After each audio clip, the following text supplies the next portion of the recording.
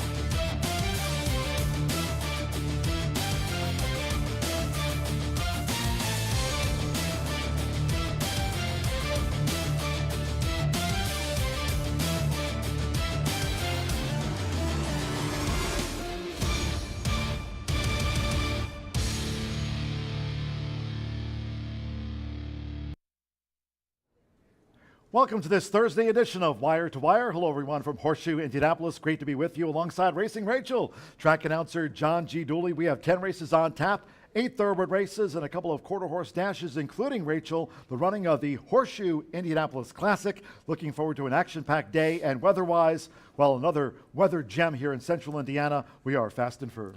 Yeah, and it is a little bit hotter today.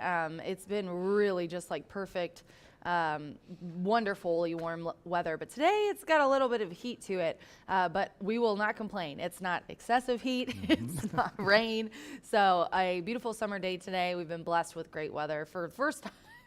Are we going to get through a whole week? I am in shock. Well, we are there because there's no live racing tomorrow. We'll also be dark this weekend. Monday, Tuesday, Wednesday, post time 2:30 today. Thursday's off at 2:10 p.m. Eastern. Of course, you can always follow and tweet us at HS Indy Racing. But speaking of the Exmark Mowers turf course, firm rail at 24 feet, we have round 4 of the Grayson Grass Challenge on firm turf. You were off to a fast start, another winner yesterday. You had a winner on the Tuesday card as well to take the early lead in the clubhouse. Nick Luck also raising money for charity after his winners on yesterday's card. I'm telling you right now, Nick Luck is so good at this contest. I don't remember maybe once or twice in the last 3 times we've done this that he has ever not made money for them. And yesterday he made $200, I think, some dollars. And I was in good company with Ed and Nick. I got 3rd yesterday, but any money earned is good. It's not a competition. We're doing this for charity. However, of course, we're all very competitive.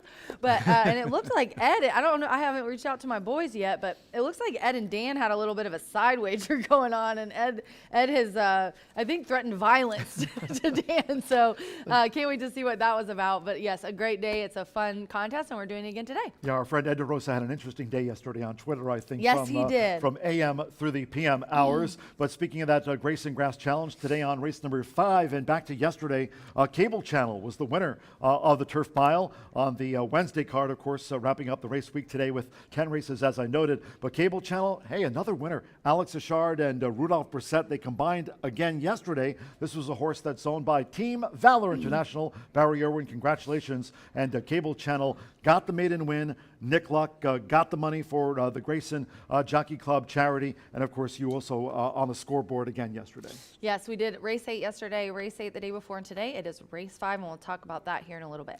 Fast Exmark Mowers turf course for 24 feet for the official race day forecast. Let's check in with our friend Todd at WRTV. From Indy's streaming news leader, this is a WRTV update.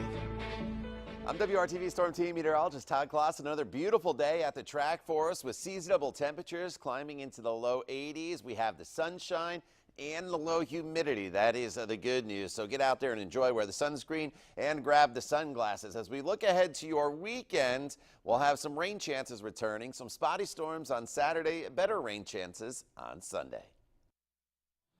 All right, cheers, Todd. Looks like an excellent forecast for today. No live racing tomorrow. And then, of course, the wet weather perhaps in the forecast we'll see on the weekend. And again, we'll be back here for racing on Monday. But today, we have 10 races to cover. As I noted, 8 thoroughbred races, plus a couple of quarter horse dashes, including the running of the Horseshoe Indianapolis Classic. We'll be talking about that on the pre-race show. But right now, let's dive in. Race number 5, handicappers, Maiden Turf Mile. Like yesterday, it's part of the Grayson Grass Challenge, this round 4. And in race number 5, a dozen run, Manny Esquivel will ride number 11, Lamasco. So put Manny, he's on 11. Lamasco, blinkers on as well, the summer front filly. You get Manny Esquivel, blinkers for 11, Lamasco, a dozen of them run. 5-2 morning line favorite is 7, Joyful Applause. Deshaun Parker riding for trainer Helen Pitts-Blasey, and 100% racing, the Kentucky-bred daughter of Pitten's Joy. Yes, this is a very nice race. To tell you the truth, I'm super excited. I'm very, very happy to have Deshaun today. DP. DP is on mic'd up. But first, let's talk about Grayson Grass Challenge. I have 1, 2, 5 here in this race, and I think he mentioned the 11 as the jockey change, but I think the 6 and the 11 are going to be the long shots that I mix in today for the Grayson Grass Challenge. That being said, the 11 has never ran on turf, so I get why the higher odds, but breeding suggests that this one should like the grass. This 3-year-old filly probably will like the grass. And then Fausto Gutierrez, off of low numbers, I'm not saying this is off of a huge percentage, but when he gives his horses the layoff the times that he has, he does really well when they come back off of that 46 to about couple month layoff. This one hasn't raced till July, so it's only been a little over a month, but still, that's a nice break for this one. Bringing him here in this main special weight and trying turf for the first time. I'm going to throw that one in. And then another long shot that I like in this race is the 6, Azamana Empire. Anna Mia does really well here, as you can see out of the one she's brought, and the money 55%. So this is a good one to mix in to your exotics. Also, Gage has been riding really, really well. This one was claimed last time at Churchill as well. So both of mine actually have been that. Got into a really slow start, had some trouble, has only raced a couple times. I don't think we've seen what this girl's capable of. She's a 3-year-old filly by Classic Empire and a Medaglia d'Oro Dam. I like that. But then my top selections are 1, 2, 5. I can't leave out DP. I like High Stick from Shug's Barn, and then the 2, Ornamental. Looks really, really interesting coming off that 3rd place finish routing on the turf here. And then the 5, obviously, Paris, Kentucky. Ignacio Carreras has Vincent Chomonal is back. This one, almost a professional maiden, but I think is going to like it here.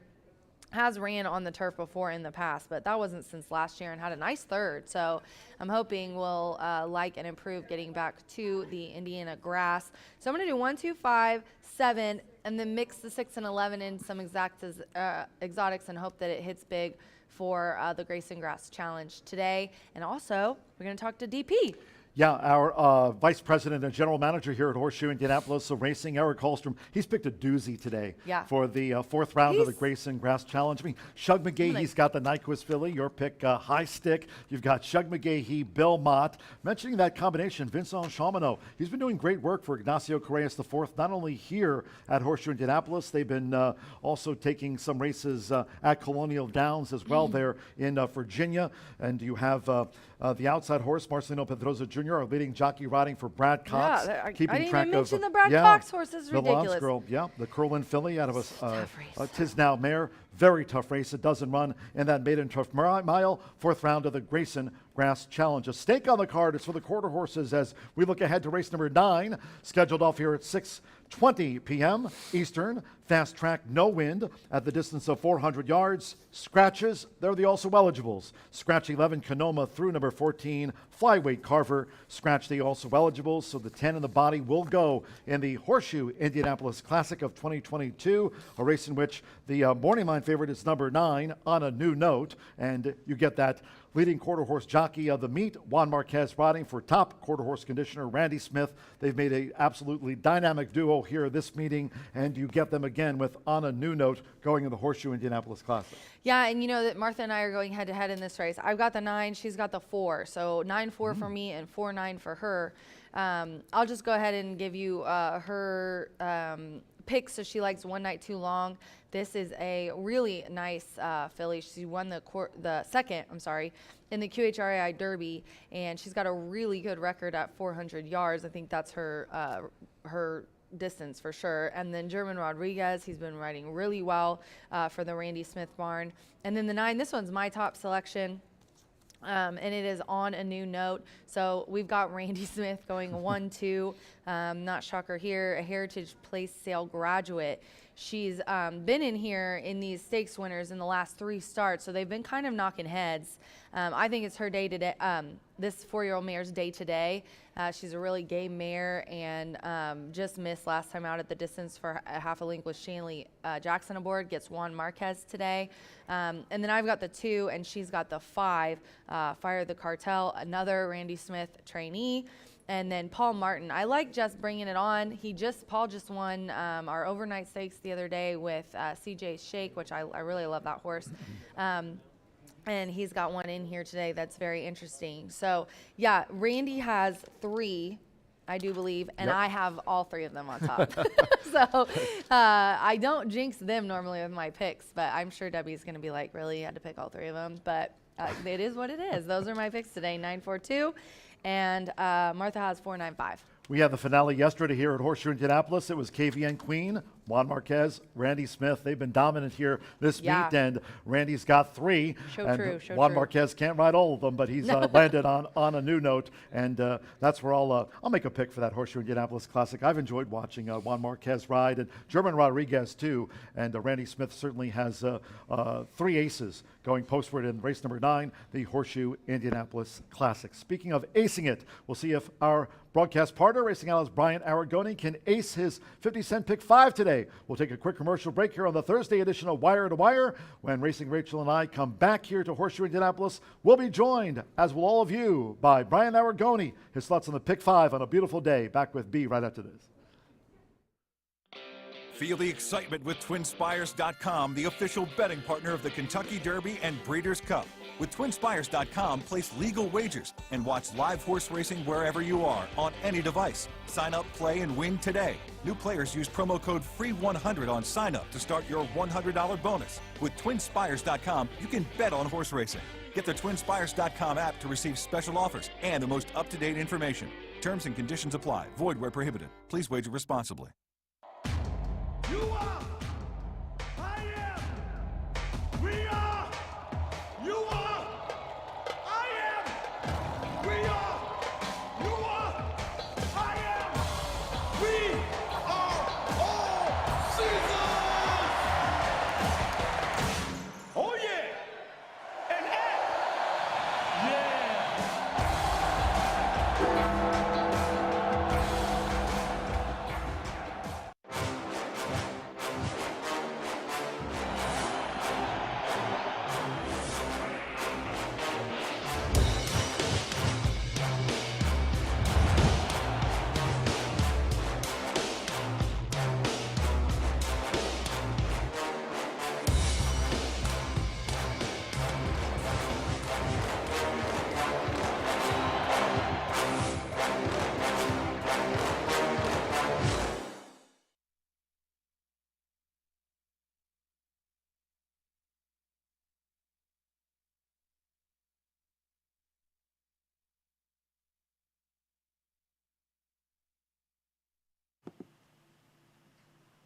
back for a Thursday of racing here at Horseshoe Indianapolis, where we are yet again fast and firm. And I think today's Pick 5 sequence offers the best opportunity to win the most money. That's what we're all trying to do, turn a little into a lot. How do you do that? Well, you play low takeout opportunities like our low takeout Pick 5, 11.99% taken out of that Pick 5 pool, less money taken out, more money returned to the bettors. I've said it each and every day. If you do tune in quite frequently, I'm sure you're sick of hearing me say it, but that's what the game is all about, is making money. And I think today's Pick 5 offers the best opportunity to make a lot. Why?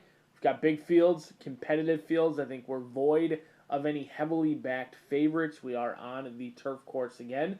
We are fast and firm, some prime conditions for some chaos to ensue. The Pick 5 does begin around 3:43 Eastern Standard Time in race number 4. And I found this race to be somewhat challenging. Do scratch number 8, Jova, who comes out of here. But this is a State-Bred Allowance Company in here. My ticket on your screen, as you can see. I'm going to use just my top 3 selections in here, 3, 4, and 6. I do think Stop Hammer Time is going to take some action. This is a 6-year-old who's beaten many of these in the past. Now, he threw in a clunker last race, but 5.5 furlongs in the mud, not necessarily what he wants to prefer. I think he could bounce back in a big way. Flower Pecker and Shandana are strictly the 2 horses to beat. The overlay that I'm looking to get home is Stop Hammer Time. We'll see if we can't be wrapping in the winner's circle with Stop Hammer Time in here. 3, 4, and 6. Race number 5, the Grayson Grass Challenge, 6-1. I agree with Rachel. I think High Stick is strictly the one to beat in here. The 3-year-old filly by Nyquist chased home a good one last time out. Stylish Wispa and French Cuffs is a horse I've been chasing, not cashing, but chasing with French Cuffs all meet long. And Stylish Wispa actually flattered High Stick when they shipped over to Colonial and got the job done against winners in a very nice allowance race as well. So certainly exits a live race in High Stick, who did gallop out very nicely. Shug doesn't send many here, but when he does, he's usually here to pick up a paycheck, and I think that's what Edgar Morales and Fred Allure will be doing with High Stick at 6-1, a bold single. Race number 6 will be Maiden Special Weight on the main track in here. This one for the lightly raced 3-year-old fillies, all bred here in Indiana. I trust nobody. I do not have any great opinions in this race. It's certainly a race that I'm going to be deep. I've seen numerous times, and I've been beat numerous times so far this year with Randy Klopp's second-time starters. Horses that did not show anything in their debut suddenly come back and look very well meant in their second out. That's the case with numbers 1 and 7 for race number 6. As we go on to race number 7, we'll be back on the turf course again in here. Each and every horse looking for their second career victory. And I'm going to take a stand. I think that July 14th race that both Jackson's Gold along with Remember Him do exit, that race is live. If it's not, I'm dead. Going to be dead in the Pick 5, going to be dead in the Pick 4. I think that race is the real deal. The time came back well. Horses have exited that race nicely. Remember Him did all the heavy lifting up front. They went sub 112 that day, and Remember Him just couldn't go on with it, but did stay on very well. Jackson's Gold tried to go from last to first. The 5-year-old still looking for win. Number 2 has some concerns. Only 9 career starts for the 5-year-old, but he ran too good to lose last time out. 4 and 5 for me. In race number 7, we'll go to the finale. Maiden Special Weight, going to be 7.5 furlongs. I tend to hate 7.5 furlongs. It's short enough where some cheaper sprinters can oftentimes take them gate to wire, and it's long enough that sometimes a little bit of chaos ensues. It's a very challenging distance for handicappers to handle, so I'm going to try and go deep in here. 4, 5, 6, 8, and 10 for me. No strong opinions in races 6 and 8, but it is a Pick 5 filled with big, competitive, and excellent races here at Horseshoe Indianapolis, and you can't win it if you're not in it. Good luck to everyone tuning in to the Grayson's Challenge in race number 5, except you, Rachel. Except God, he hates getting beat. Like, he literally hates getting beat. I thought it was just me or because I'm a female, but Brian just hates getting beat, period. Well, Brian does hope that both of you wind up in the penalty box for high sticking in the start of that Grayson son had a Grass hockey- Challenge round number 4. Yeah, Hockey game the other day. Daughter of Nyquist. You I were at didn't get to who was ask at hockey him. game? Brian, his son had a hockey game a couple days ago. All right. Yeah, I never found out how it went, but I'm jealous. I wish we had hockey here. Gavin always talks about that. He played football, so he's was real Brody back in the day. He's like, man, I would have loved to do hockey because you could just straight up fist fight in the middle of a game. The Blackhawks are only 3.5 hours away. Yeah, they are. And I saw them. And I also got to see, what's the team that just won? Tampa Bay Lightning. Oh, yeah. I saw the Tampa Bay Lightning this last year, which was really cool. By the way, We digress. do we have those Minnesota Golden Gophers gear? Yeah, no. I don't remember sending that to Brian. That swag not available. But. That pullover is looking real comfy today, B. Couple of winners yesterday for Sammy Bermudez. Let's get back to a recap of our Wednesday program here at Horseshoe Indianapolis. Of course, today 10 races to wrap up the race week. But Sammy B, a couple of trips to the winner's circle. Congratulations. Hey, trainer Mike Weaver had a couple of winners here yesterday as well on the turf course. But in the opener yesterday, we kicked off the early pick 4. Tim Eggleston talking about Sammy Bermudez. Diamonds and denim.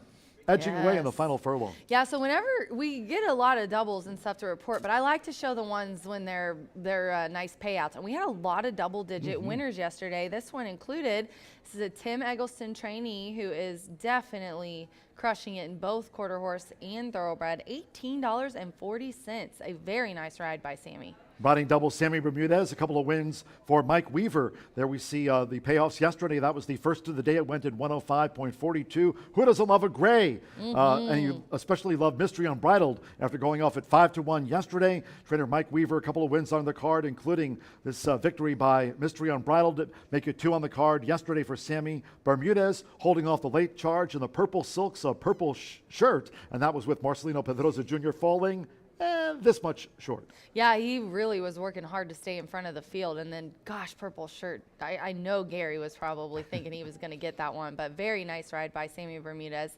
And Gary's lucky. He's very superstitious, and his lucky color is obviously purple, and he always wears a purple shirt. And even when I've tried to interview him in the past, he'll only do it a certain time. And when Cheyenne, his daughter, was riding, she would not do a pre-recorded interview with me before she rode a race because her dad told her it was bad luck and he wouldn't let her. He'd wait until after she rode her races that day, and then she would do like an interview with me. So very superstitious and purple shirt. Congratulations to him and to Sammy and Mike Weaver for a double yesterday. Among the winners on yesterday's card was, jockey Deshaun Parker. Speaking of mic'd up, and Deshaun teamed up with a win for trainer George Leonard III, who was kind enough to join Rachel for yesterday's edition of Mic'd Up. Speaking of DP, he'll be doing it today in that 5th race, that turf mile for the maidens, which also happens to be round 4 of the Grayson Grass Challenge, all for a good cause. And you get to talk to Deshaun for race number 5, the mile. Yeah, and it's been good luck. Both the trainers that I've interviewed have won, and this is a really tough race. They've all been maidens too, very interestingly enough. But can't wait to talk to him about Joyful Applause 3-year-old filly by Kitten's Joy in the 5th today. We'll be racing over Labor Day weekend. We'll be racing today at 10 minutes past the hour. That card on Labor Day. Hope you can join us then at 10 a.m. on Saturday, September 3rd over the Labor Day weekend. Join us here at Horseshoe Indianapolis Racing. Great to have you with us here today. And all of you who tuned in to Wire along with Racing Rachel, Main Track Fast, the Exmark Mowers Turf Course Firm, rail at 24 feet. Again, cheers to all the handicappers, including Racing Rachel, Brian Aragoni, taking part in today's 4th round of the Grayson Grass Challenge on race number 5, that Maiden Turf Mile. Until next time, for our entire crew and Rachel McLaughlin, track announcer John G. Dooley saying, we're done. Have fun. Bye for now.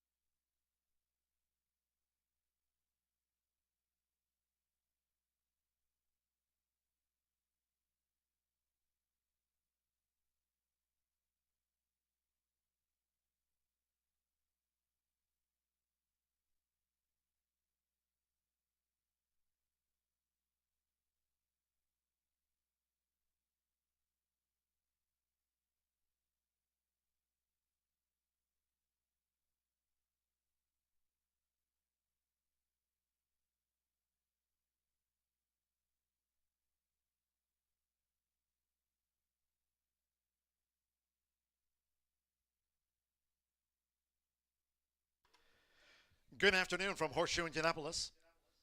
Hello now from the broadcast booth. Track announcer John G. Dooley. Again, great to have you with us on a beautiful day.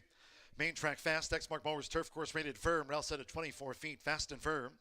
10 races on tap, including the Horseshoe Indianapolis Classic for the quarter horses. Fast, no wind.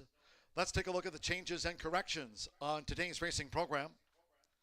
Opening sprint starts off the 50-cent early pick 4. And the 210 opener. No scratches, all 6 run. No jockey changes, no overweights. Number 1, Gormley's Got Game. Did not race on Lasix last time out. Or did not wear blinkers, pardon me. Did not wear blinkers last time out. No blinkers today for number 1, Gormley's Got Game. Again, that's a program correction. No blinkers last time out. No blinkers today for the 1, Gormley's Got Game, and the 210 sprint opener. Okay, on to race 2. Second race, over the mile and a 16th. No scratches, all 8 run. No jockey changes. Weight correction. 7 trip charge. Andrea Rodriguez now claims a 5-pound apprentice allowance. Correct the weight, 1 bug, 117. Again, Andrea Rodriguez now claims a 5-pound apprentice allowance. 7 trip charge corrected weight. Single bug, 117. Ain't amazingness, 1 pound over. To the third we go. Third race, Maiden Juvenile Phillies Turf Sprint.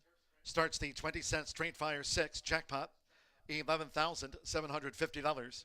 Scratch the also eligibles, 10 La Shark and 11 Joy's Landing. They were also eligibles. Scratch the 10 and number 11. No jockey changes. Number 4, Frost Delicious, 1 pound over, make the weight 119. In the fourth race sprint, starts at the 50-cent pick 5. Scratch 8, Jova. Number 8, Jova, has been scratched. 6, Shandana, 2 pounds over. Fifth race, starts at the 50-cent late pick 4.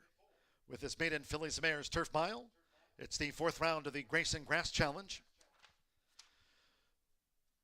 No scratches, all 12 run. 11, Lamasco, a jockey change to Manny Esquivel. Manny Esquivel on number 11, Lamasco, racing with blinkers on. Blinkers on, number 11, Lamasco. Race 5 starts at the 50-cent late pick 4. It's the 4th round of the Grayson Grass Challenge. Race 6, Maiden Phillies Mares Sprint. Here, no scratches, no jockey changes, overweights. Number 5, Band of Roses, debuts on Lasix medication. It should be marked in your program. First time Lasix for 5, Band of Roses. No scratches. In the 7th race, Turf Mile. Scratch the also eligible. Number 13, Rianti. Number 13, Rianti, has been scratched. No jockey changes. Couple of overweights.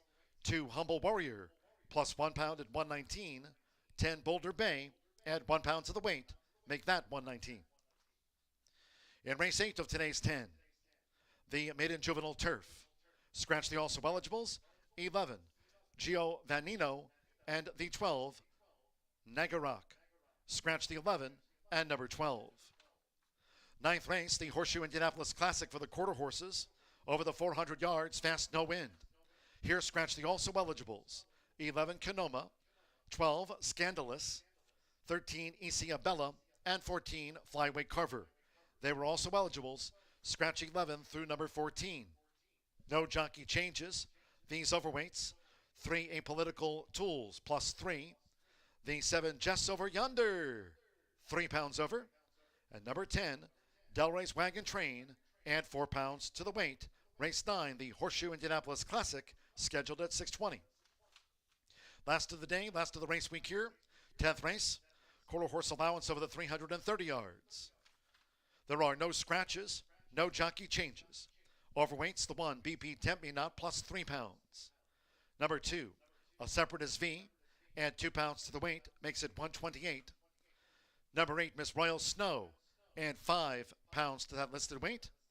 And likewise, number 9, Incredible, 5 pounds over in the finale. The sprint opener, due off in 6 minutes. Post time, 10 minutes past the hour. Main track fast, Exmark Mowers turf course firm, and the rail at 24 feet. Make it a great day with us here at Horseshoe Indianapolis.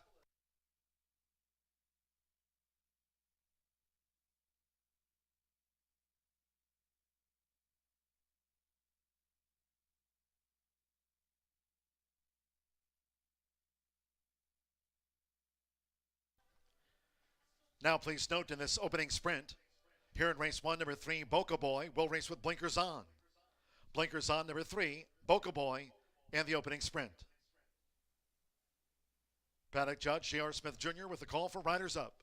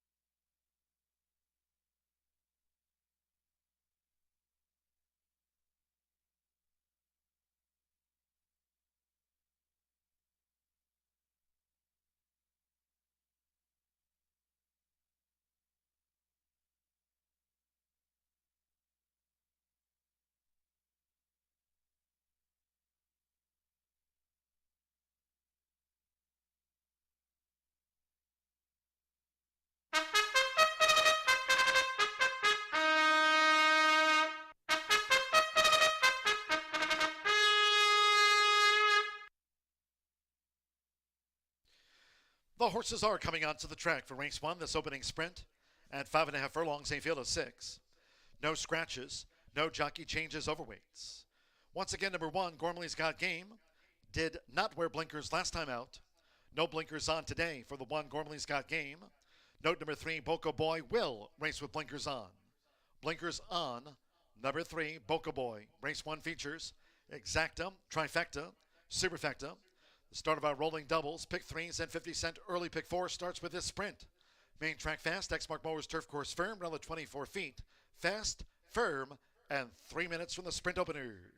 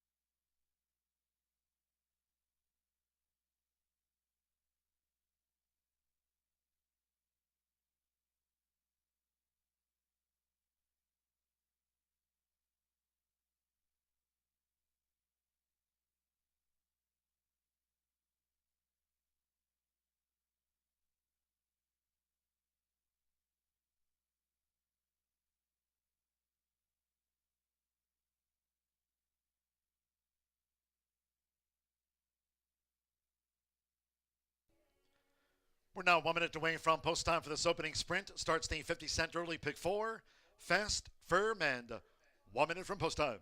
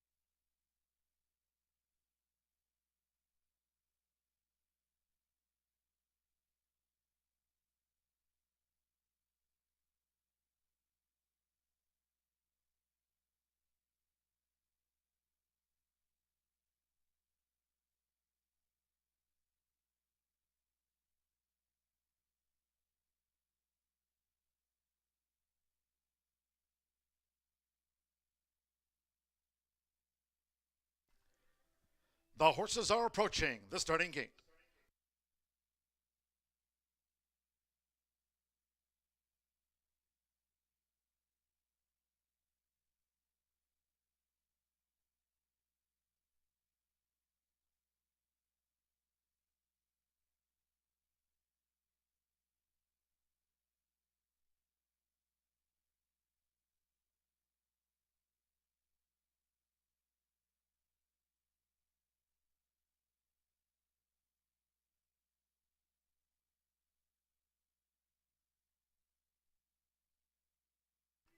Near the gate,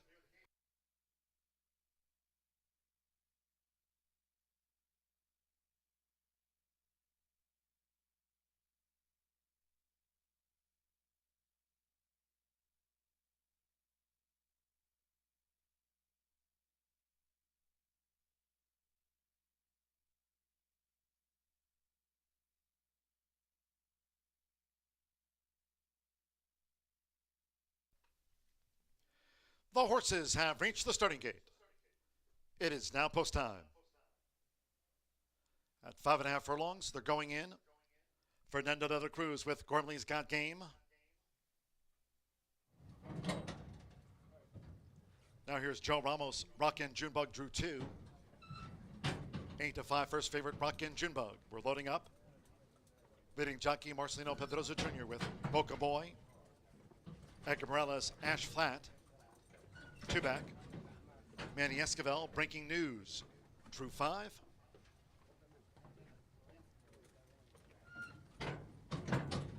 One more. Metro Marol with On Your Mark. At 5.5 furlongs. Fast and firm on this beautiful day. We're in the gate. Going running at Horseshoe Indianapolis. And there goes Rockin' Junebug, who rockets out. Good speed from Boca Boy, who's quick to engage. Rockin' Junebug, who's just the leader for Joe Ramos, while racing two clear from Ash Flat, who's joined on the outside by Breaking News, running in fourth as they head toward the far turn. Then it's a break of two more to Gormley's Got Game and On Your Mark Trails here in the Thursday opener. They enter the far turn. It's Rockin' Junebug and Boca Boy. Right there, keeping that pace pressure up on Rockin' Junebug for Marcelino Pedrosa Jr. The quarter, 21.84 hot seconds as they come toward the quarter pole. It's Rockin' Junebug and the blue cap of Boca Boy. And they takes this tussle for home with, on the outside, Ash Flat, who's looking to close in from third. Breaking News, On Your Mark, and the black cap bend. The trailer here is Gormley's Got Game. One furlong to go. Rockin' Junebug's been in a scrappy battle with Boca Boy, who's now hard pressed. And here's Ash Flat, who descends on them past the 16th with Edgar Morales. Ash Flat sweeps by. Ash Flat first from Rockin' Junebug, Boca Boy third. Then Gormley's Got Game, On Your Mark, and Breaking News was last to the sextet.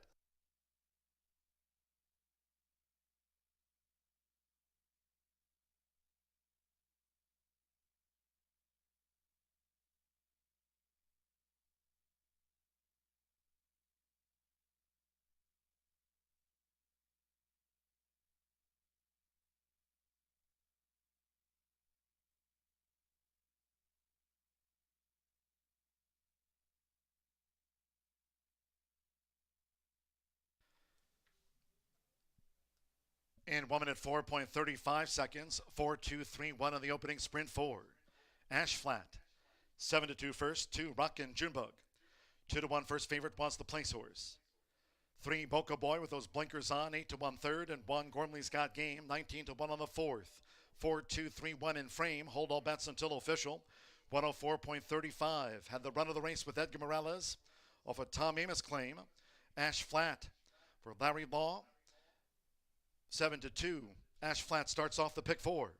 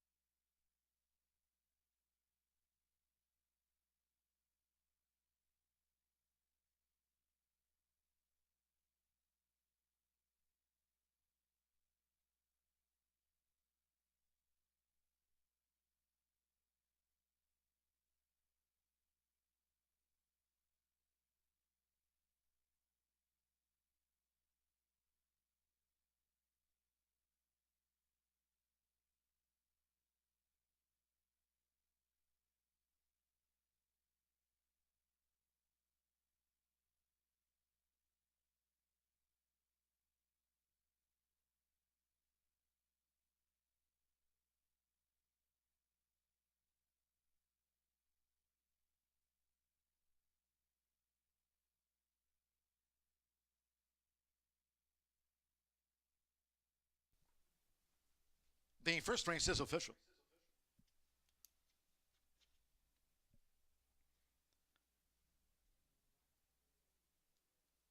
Returning to the winner's circle is the 4 Ash Flat with Edgar Morales. Ash Flat is a 4-year-old chestnut gelding by Daredevil out of the AP Indy mare Mama Nadine, bred in Kentucky by Windstar Farm LLC. Wins off a Tom Amos claim for Larry Law. Another victory for Ash Flat. Takes out the opening sprint here at Horseshoe Indianapolis in 104.35, paid 7-2.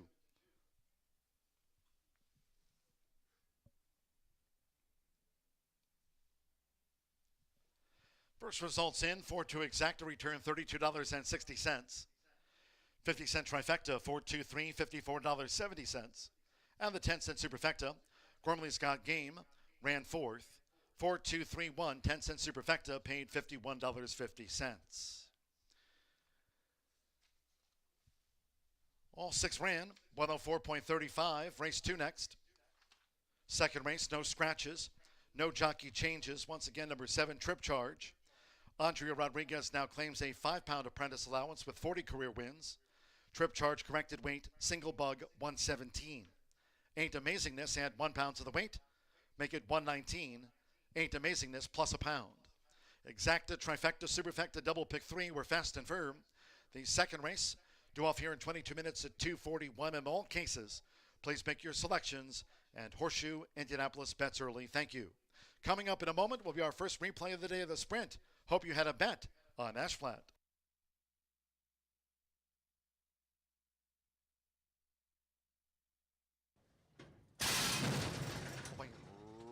Running at Horseshoe Indianapolis, and there goes Rockin' Junebug, who rockets out. Good speed from Boca Boy, who's quick to engage. Rockin' Junebug, who's just the leader for Joe Ramos, while racing two clear from Ash Flat, who's joined on the outside by Breaking News, running in fourth as they head toward the far turn. Then it's a break of two more to Gormley's Got Game, and On Your Mark Trails here in the Thursday opener. They enter the far turn. It's Rockin' Junebug and Boca Boy. Right there, keeping that pace pressure up on Rockin' Junebug for Marcelino Pedrosa Jr. The quarter, 21.84 hot seconds as they come toward the quarter pole. It's Rockin' Junebug and the blue cap of Boca Boy. And they takes this tussle for home with, on the outside, Ash Flat, who's looking to close in from third. Breaking News, On Your Mark, and the black cap bend.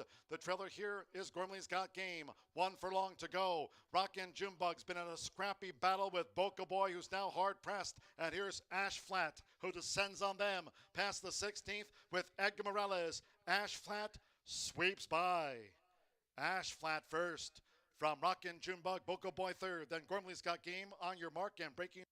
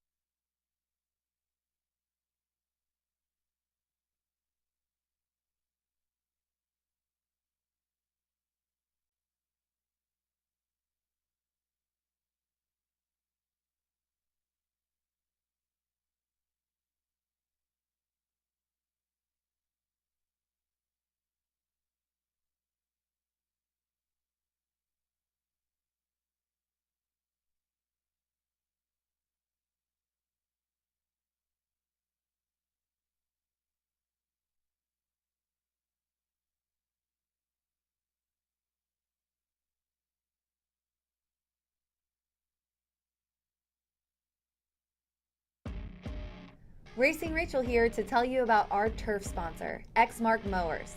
They offer amazing discounts for horsemen, and they are designed and engineered with over 35 years of innovation to keep Exmark mowers on the leading edge of cutting. I recently bought an Exmark mower, and it is the most comfortable and best cutting mower we have ever owned. Exmark, engineered by us, trusted by them, ready to work for you. Dedicated equine discounts and active equine participants save by calling 877-905-0004.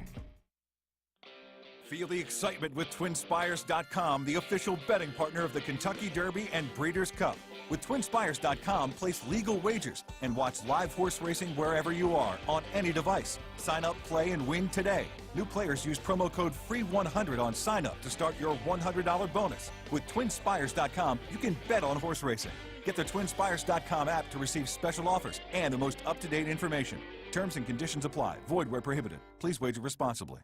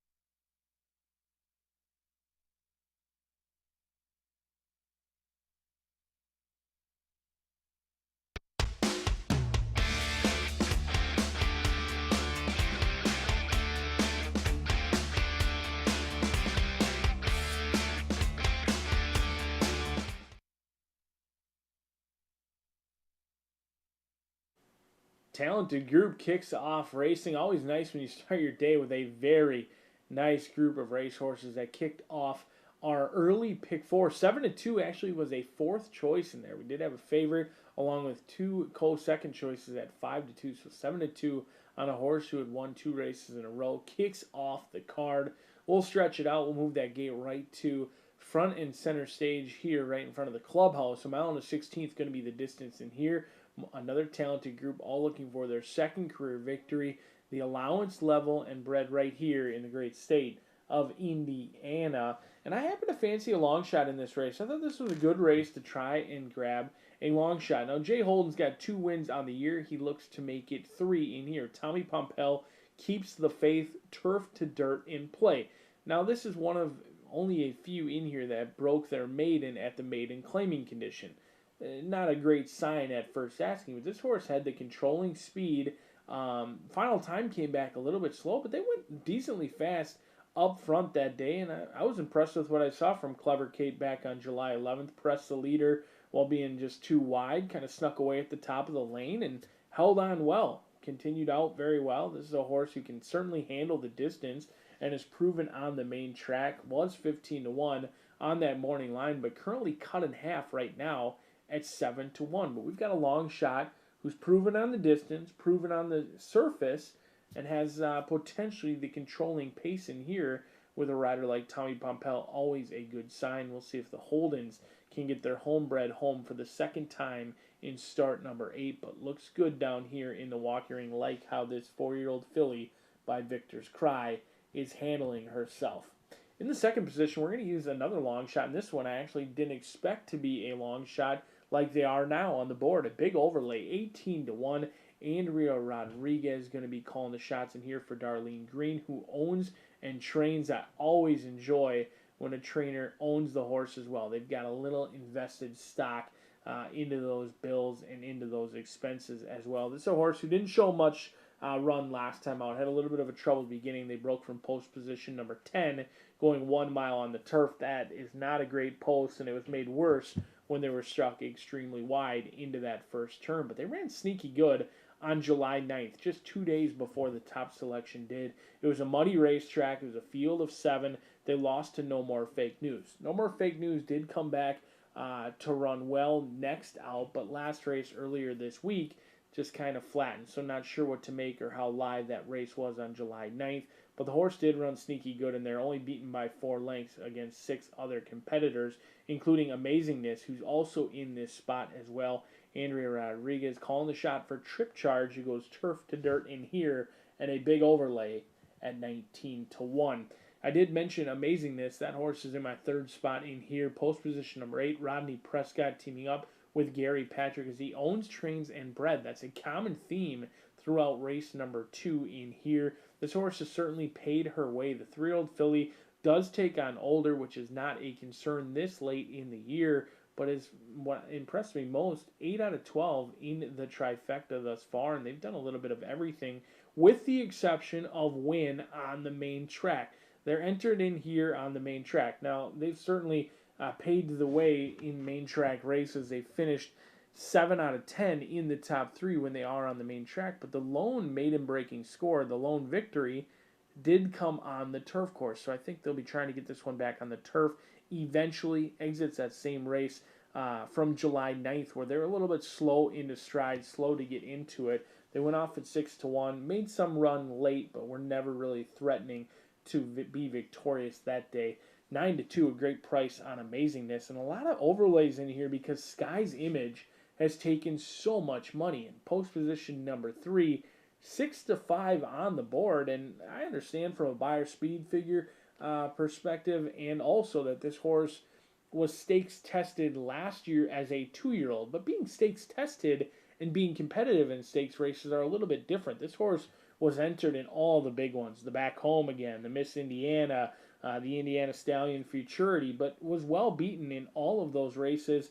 They came back for a $100,000 stakes race earlier this year and were beaten by 22 lengths. So I respect that on a class play alone, this horse has taken some action, but really most of the run has come on the turf thus far.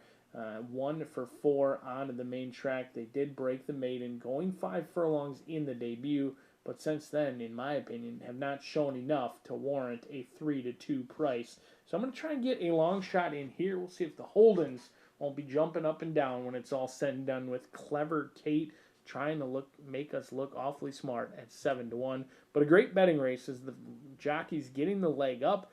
They're all going out for their mile and 16th journey in here. One of them will be a winner of 2 races. Good luck.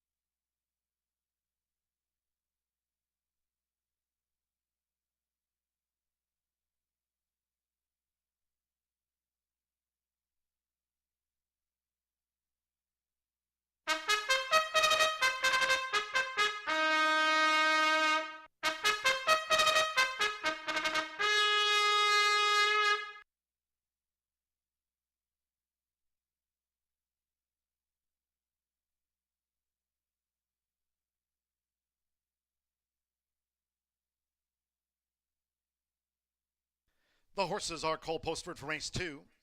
This race will be run over the mile and a 16th. Again, we are fast and firm here in a field of 8. No scratches. Number 6, Hoosier Premium. No to late jockey change. Just in. Joshua Morales will ride 6 Hoosier Premium. That's a late jockey change. Joshua Morales on 6 Hoosier Premium. 7 Trip Charge. Once again, Andrea Rodriguez now claims a 5-pound apprentice allowance going forward on 40 career wins. Trip Charge corrected weight, single bug, 117. 8 Amazingness, add 1 pound to the listed program weight, makes it 119. The 8 plus a pound. Race 2 features Exacta, Trifecta, Superfecta, double pick 3, due at the gate in 3 minutes. 3 minutes to get a bet on.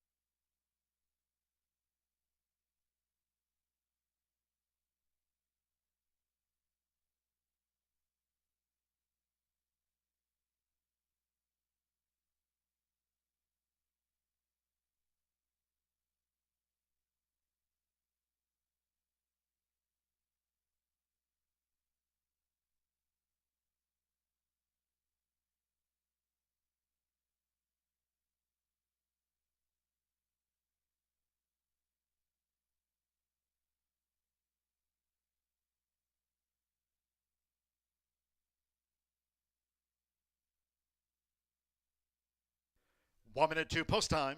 You have 1 minute.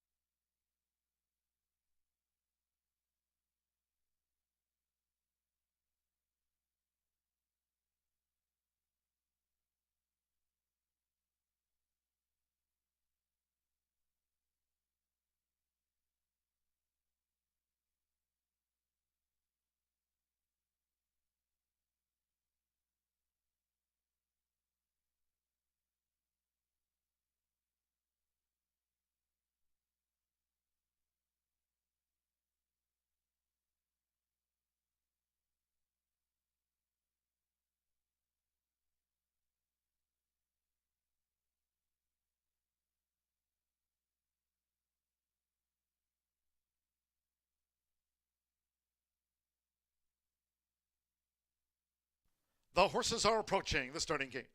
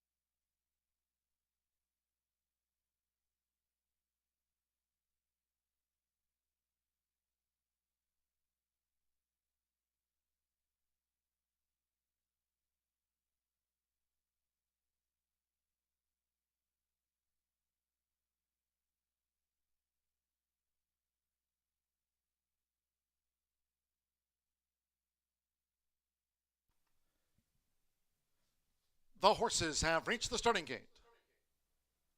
It is now post time. Loading in front of Horseshoe Indianapolis starter Rank Kuick. Sammy Bermudez, Botox Katie has the rail draw. Joe Ramos with Makeover in the maroon. Josh Morales, Hoosier Premium. Here's Tommy Pompel, Clever Kate in the navy. Sean Parker with Sky's Image, green purple diamond belt. We're loading up. Trip Charge. Andrea Rodriguez now claims a 5-pound apprentice allowance.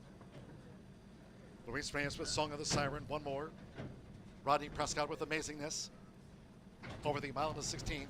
Seconds of the day here at Horseshoe Indianapolis. They're in the gate. And they're off. Sky's Image jumped well. Clever Kate toward the inside is Botox Katie in the red cap. Early bids by Hoosier Premium and Makeover tucks in as they head toward the first turn for Deshaun Parker. It's Sky's Image. So Sky's Image leads to 7 furlongs from home from Clever Kate, and Botox Katie holds her position with the rail. Makeover in between horses as Amazingness is keen, and there's Amazingness who's kicking on toward the front now for Rodney Prescott as these fillies and mares go to the back of the track. Amazingness, the overall leader, 3/4 length to Sky's Image, with Botox Katie now third upon settling for Sammy Bermudez.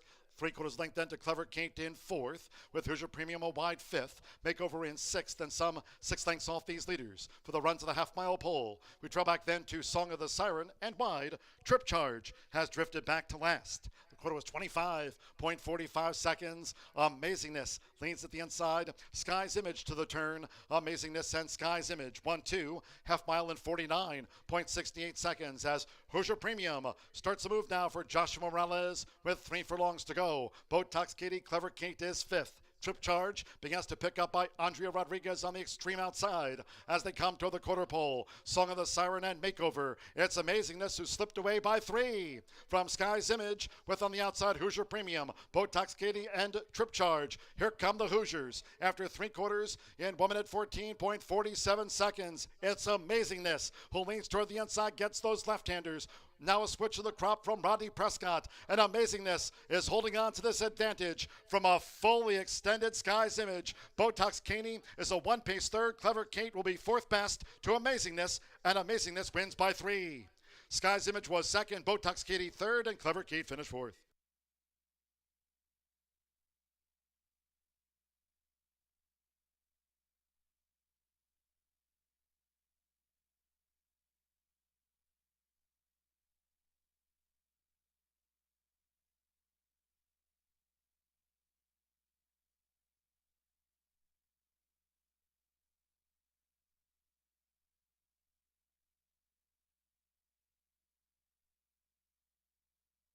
In 1 minute 47.10 seconds, 8-3-1-2.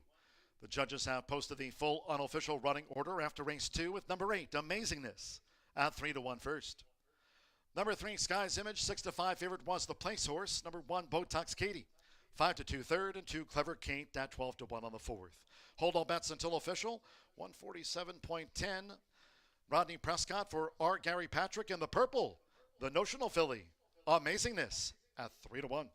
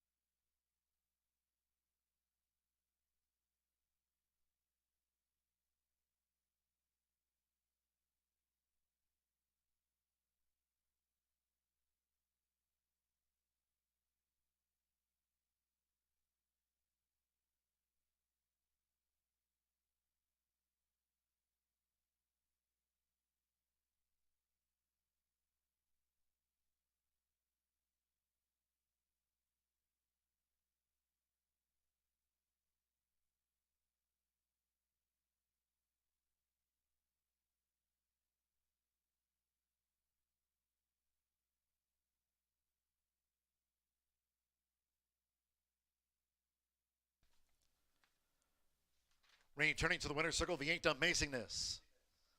The all-time winningest jockey here, Rodney Prescott. Amazingness is a 3-year-old bay filly by Notional. And a Vedan Star by Yaddington, bred here in the Hoosier State by Gary Patrick. And the Purple Silks, Horseshoe Indianapolis congratulates the winning connections of the Notional filly. She's Amazingness. It's official.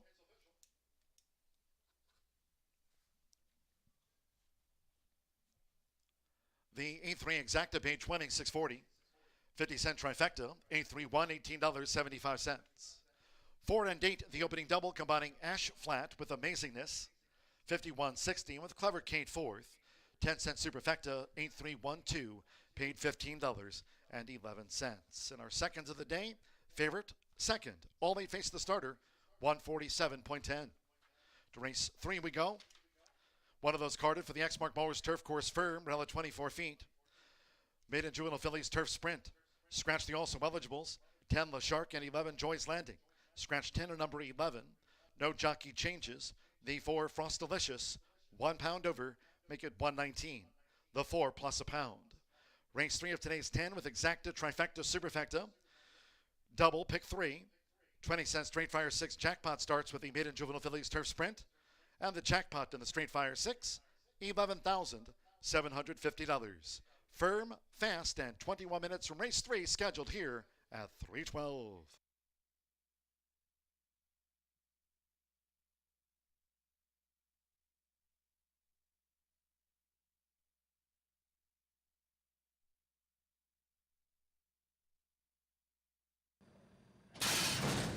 And they're off. Sky's Image jumped well. Clever Kate toward the inside is Botox Katie in the red cap. Early bids by Hoosier Premium and Makeover tucks in as they head toward the first turn for Deshaun Parker. It's Sky's Image. So Sky's Image leads to 7 furlongs from home from Clever Kate, and Botox Katie holds her position with the rail. Makeover in between horses as Amazingness is keen, and there's Amazingness who's kicking on toward the front now for Rodney Prescott as these fillies and mares go to the back of the track. Amazingness, the overall leader, 3/4 length to Sky's Image, with Botox Katie now third upon settling for Sammy Bermudez. 3/4 length then to Clever Kate in fourth, with Hoosier Premium a wide fifth, Makeover in sixth, and some 6 lengths off these leaders for the run to the half-mile pole. We trail back then to Song of the Siren, and wide, Trip Charge has drifted back to last. The quarter was 25.45 seconds. Amazingness leans at the inside. Sky's Image to the turn. Amazingness and Sky's Image 1-2, half mile in 49.68 seconds as Hoosier Premium starts the move now for Joshua Morales with 3 furlongs to go. Botox Katie, Clever Kate is fifth. Trip Charge begins to pick up by Andrea Rodriguez on the extreme outside as they come toward the quarter pole. Song of the Siren and Makeover. It's Amazingness who slipped away by 3 from Sky's Image, with on the outside Hoosier Premium, Botox Katie, and Trip Charge. Here come the Hoosiers after 3/4 in 1 minute 14.47 seconds. It's Amazingness who leans toward the inside, gets those left-handers. Now a switch of the crop from Rodney Prescott, and Amazingness is holding on to this advantage from a fully extended Sky's Image. Botox Katie is a 1-pace third. Clever Kate will be 4th best to Amazingness, and Amazingness wins by 3. Sky's Image was second, Botox Katie third, and Clever Kate finished 4th.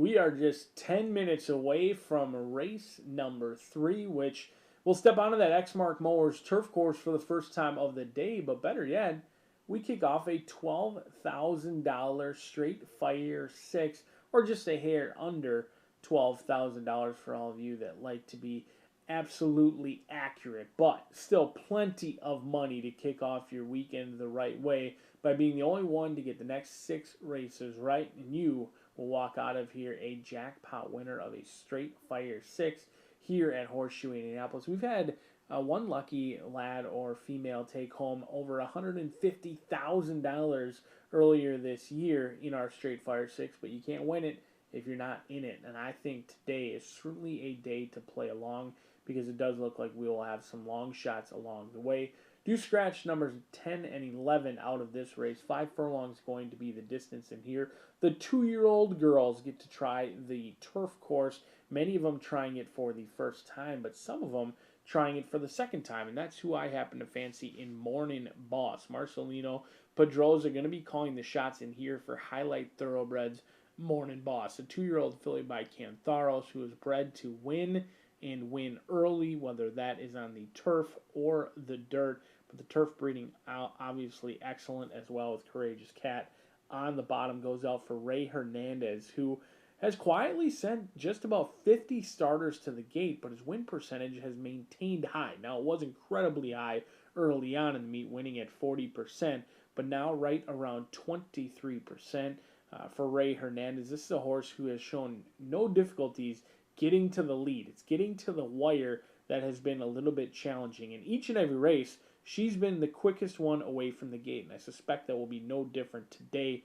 Problem is, she's been the beaten favorite the last 2 times. She has been heavily bet the last 2 times out and didn't get the job done. But what was maybe most surprising to me is back on June 28th, the fact that she actually went favored. That was a day where Wesley Ward had Buttons or Happy Gal entered in that day, and Morning Boss not only went off favored, but really repelled the Wesley Ward trainee and kicked away, but got nailed by a horse, Buttons, who had a perfect trip that day. The Wesley Ward horse, Happy Gal, who finished 3rd, did come back to win next out, along with Blue Light Special, who won last race in the off-turf event.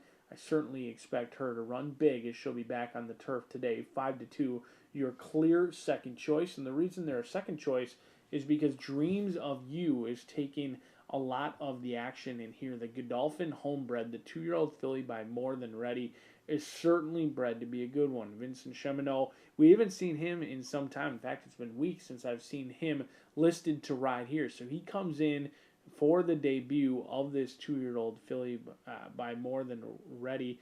Brendan Walsh sends this one. They've been working out consistently at Ellis Park. Now, Ellis does have a lot of 2-year-old races, maybe not 5 furlongs on the turf, so that's why they ship over here with intent. We'll see if the Godolphin Blue can be getting their pictures taken in here with Dreams of You. But maybe the best value on the board, in my opinion, is Lily Chrome, a 2-year-old filly by California Chrome. Now, somewhat surprisingly, in my opinion, is horses by California Chrome have been able to handle the turf or the dirt. You've also got Bluegrass Cat on the bottom. Now, if you're looking at the running line from last race, it was July 4th, going 4.5 furlongs, likely to be a little bit too short for Lily Chrome. But a horse who is running on very well late. Now, the running line doesn't say much, was 6th by 10, and then 4th by 9.5. It's challenging to do the charts in 4.5 furlong races because there's only so many calls that you have. This is a horse who I think ultimately will want more ground, could improve immensely on the turf, and did make up a lot of ground in the lane. Joe Ramos maintains the mount in here. This one is certainly one you do not want to leave off. Those straight fire 6 tickets at 9-1 as Lily Chrome, certainly a value player in here and a big time win candidate. I do believe so myself. But right now, both the 2 and the 3, Morning Boss and Dreams of You, taking all of the action. 2, 3, and 5 is the 9 2-year-old fillies get an opportunity to go out to the Exmark Turf Course. John G. Dooley set to give you the call next.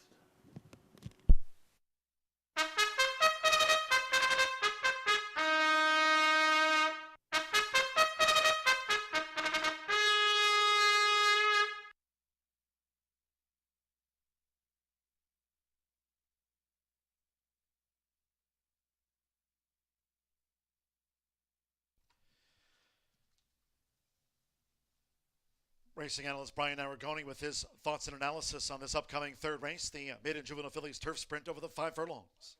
A field of 9. Scratch the also eligibles 10 La Shark and 11 Joy's Landing. They were the AEs. Scratch 10 and number 11 Exmark Mowers turf course firm rail at 24 feet. No jockey changes. The 4 Frostalicious add 1 pound to the weight. Note 2 Morning Boss races with blinkers off. Blinkers off. Number 2 Morning Boss.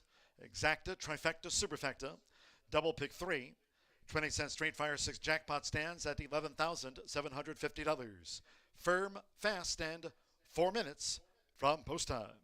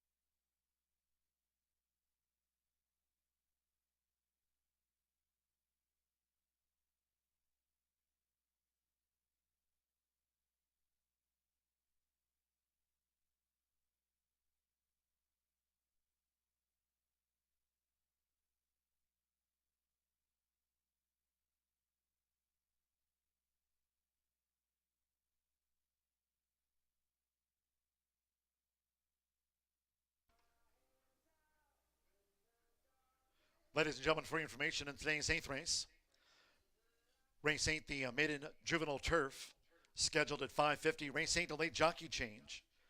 8th race, Maiden 2-year-old Turf, number 2, Fast Bite, make the jockey Edgar Morales. Edgar Morales won the opener. He'll ride 2, Fast Bite, in race 8, the Maiden Juvenile Turf.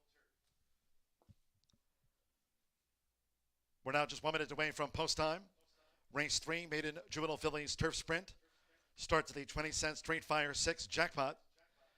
In the Straight Fire 6, it stands at $11,750. Firm and fast. You have 1 minute.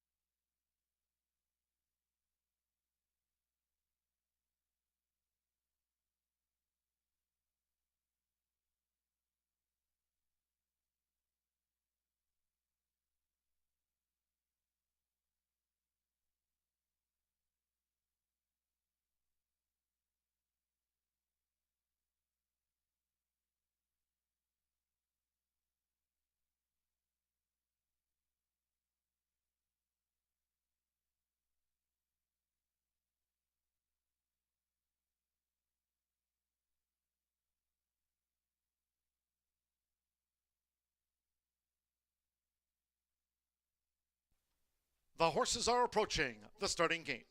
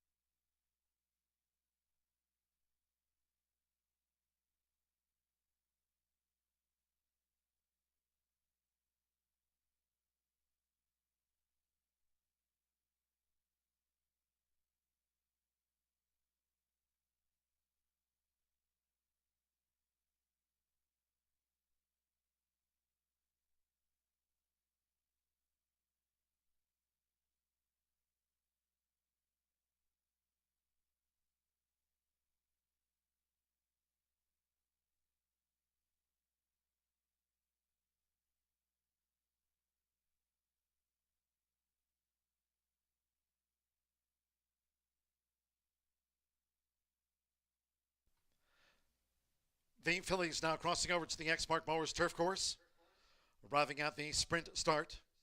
Last call for the 20-cent straight fire, 6 starts here. Jackpot $11,750 arriving.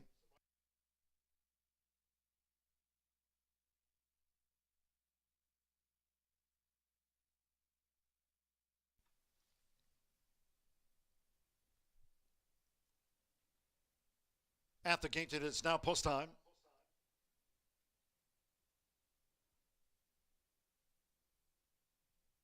Loading for this maiden juvenile Phillies turf sprint over the 5 furlongs.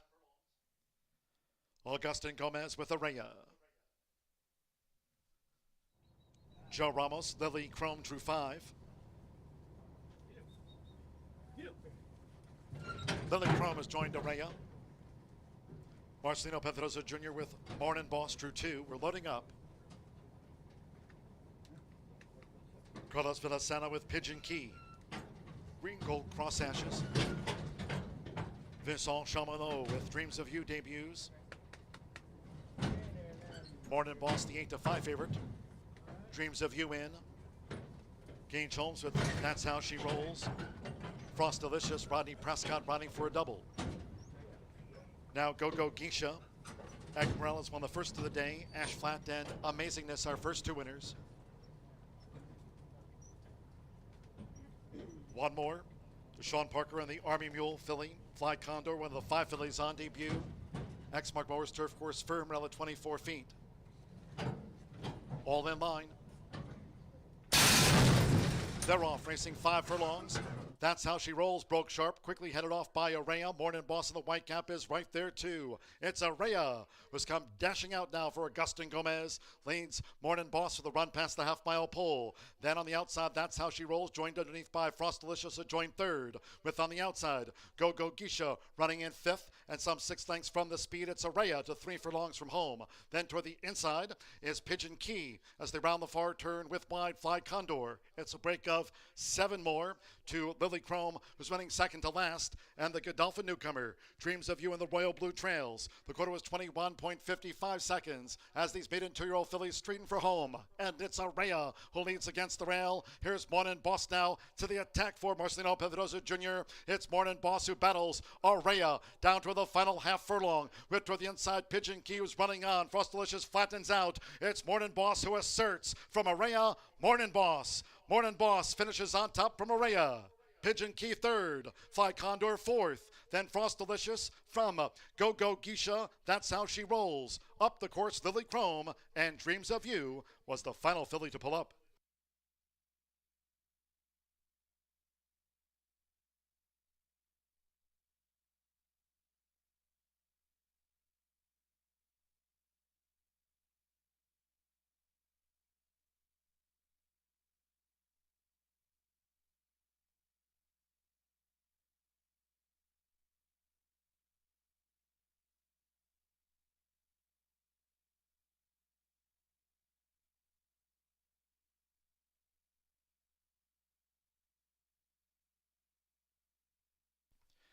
2:169. After that, Maiden Juvenile Phillies turf sprint, 57.16 firm. 57.16 to Morning Boss. 7-5 favorite first, number 1 Araya. 10-1 second in a game effort. 6 Pigeon Key. 10-1 third. And 9 Fly Condor. 7-2 fourth. 2:169 after the running of race 3, 57.16. Meets leading jockey, 3-time champion here, Marcelino Pedroza Jr. Ray Hernandez took the blinkers off the Cantheros filly. She's off the mark in her 4th run. Morning Boss at 7-5. Favorite obliges in the Jackpot Straight Fire 6.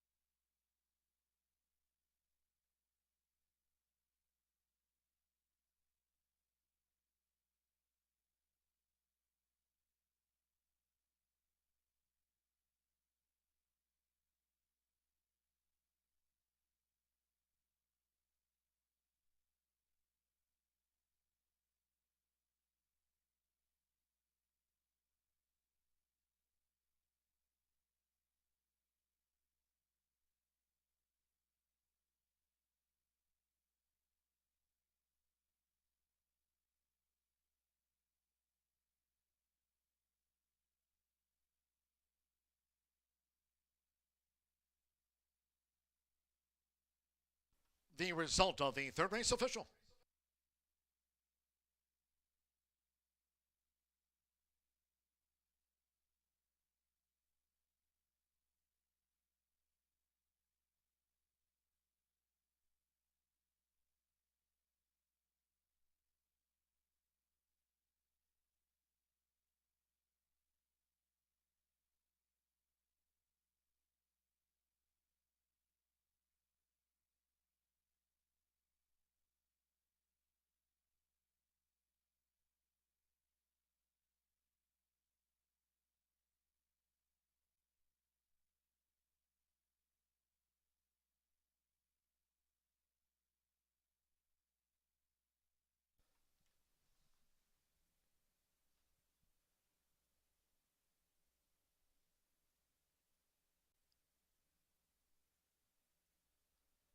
Returning to the winner's circle, the 2, Morning Boss, with Marcelino Pedroza Jr. Morning Boss is a 2-year-old Chestnut filly by Cantheros. And a Fielding Bossy by Courageous Cat, bred in Kentucky by Rosalind Poland. Ray Hernandez trains for Brian Fraley's Highlight Thoroughbreds. Horseshoe Indianapolis congratulates the winning connections of Morning Boss. $4.80 to win as the filly favorite. Results and prices. 2-1 exacta, $38 even, 50-cent trifecta. 2-1-6 paid $76.20. 8-2 double, $21.20. $93.54, the 10-cent superfecta. Fly Condor 4th on the first pick, 3 on the card. Paid $45.30. And that Maiden Juvenile Phillies turf sprint, the 10 and 11 were non-starters. Favorite first. 9 ran, 57.16 firm. To the 4th we go. In the 4th race, scratch 8, Jova. Number 8, Jova has been scratched. No jockey changes. 6, Shandana, 2 pounds over. Exacta, trifecta, superfecta, 10-cent pentafecta bets. Race 4 sprint starts off another rolling double, 50-cent pick 3, and the eagerly awaited 50-cent pick 5 with our 11.99% takeout. On a beautiful, fast and firm day, pick 5 starts at 3:41. That's in 18 minutes time.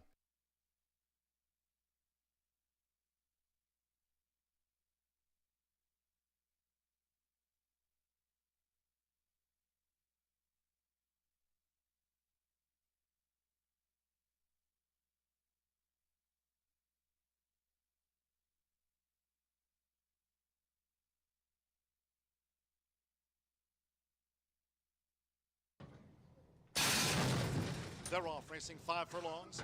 That's How She Rolls. Broke sharp, quickly headed off by Araya. Morning Boss in the white cap is right there too. It's Araya who's come dashing out now for Augustin Gomez. Leads Morning Boss for the run past the half-mile pole. Then on the outside, That's How She Rolls, joined underneath by Frost Delicious, joined third. With on the outside, Go Go Geisha running in 5th. and some 6 lengths from the speed. It's Araya to 3 furlongs from home.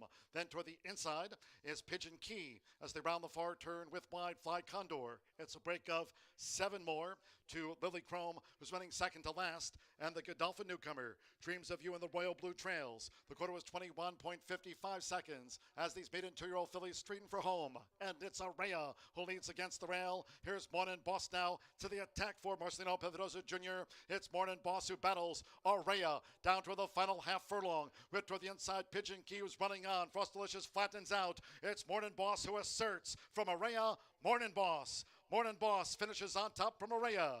Pigeon Key third. Fly Condor fourth. Then Frostalicious from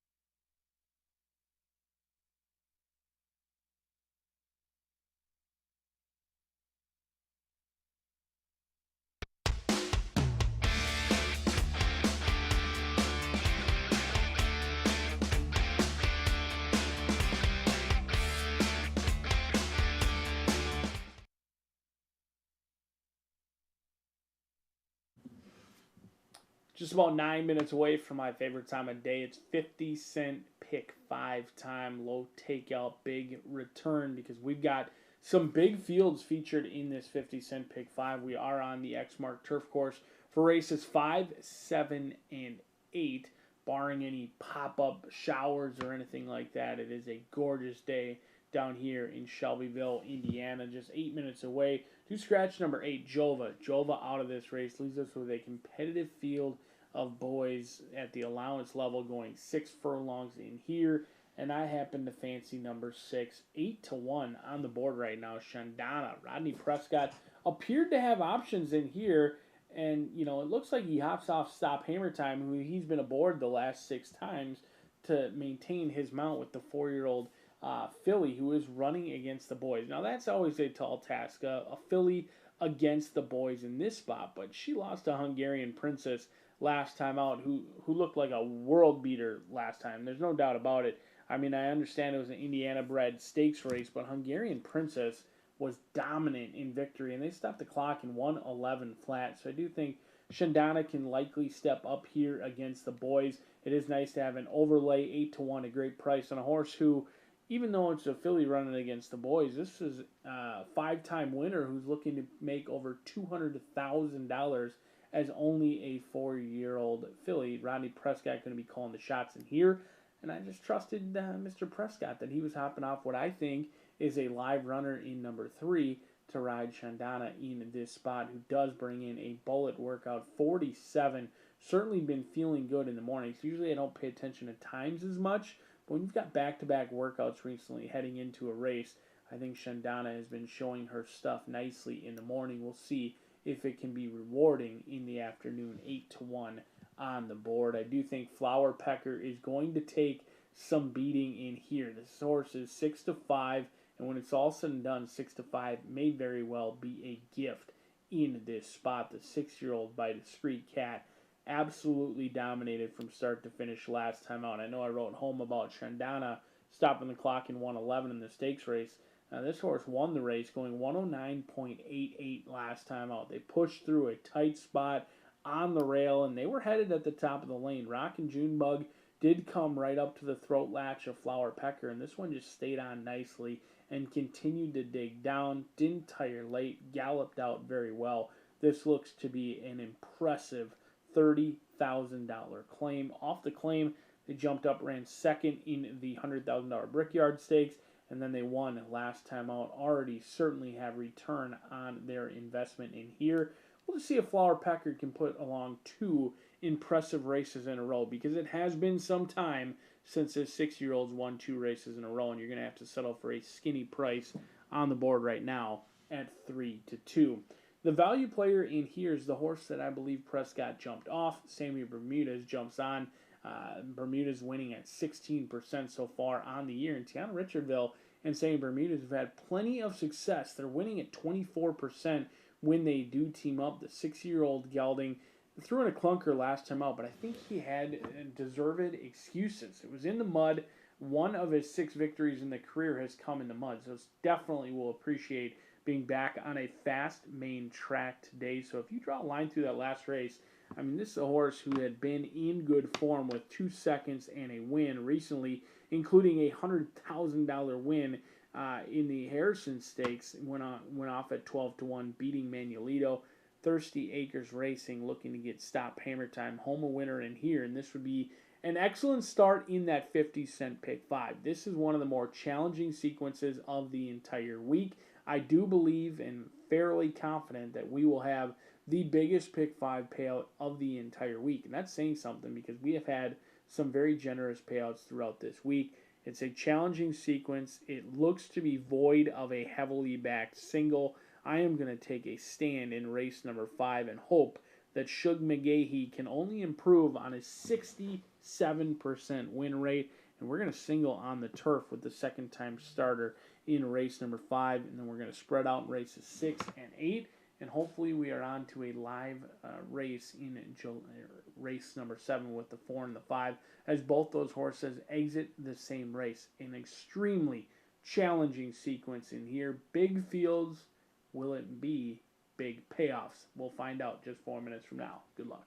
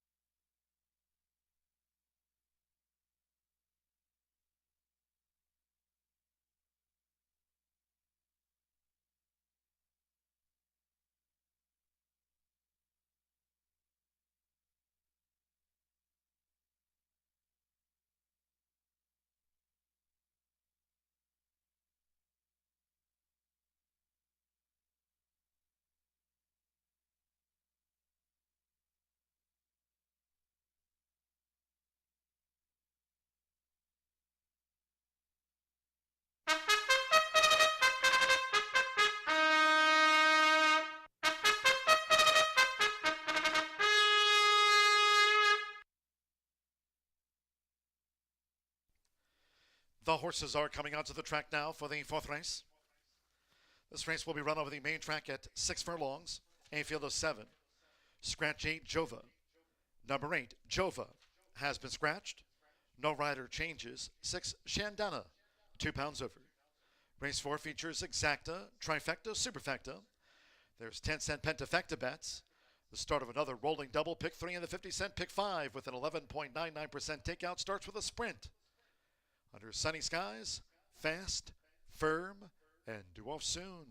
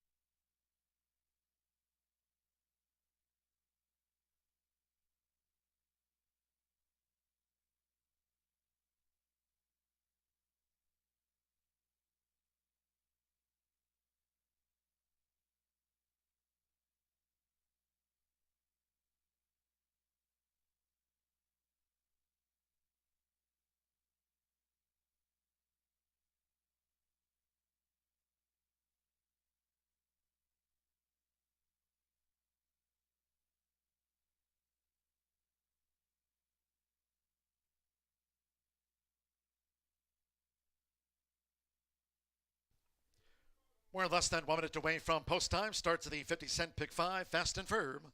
Less than 1 minute.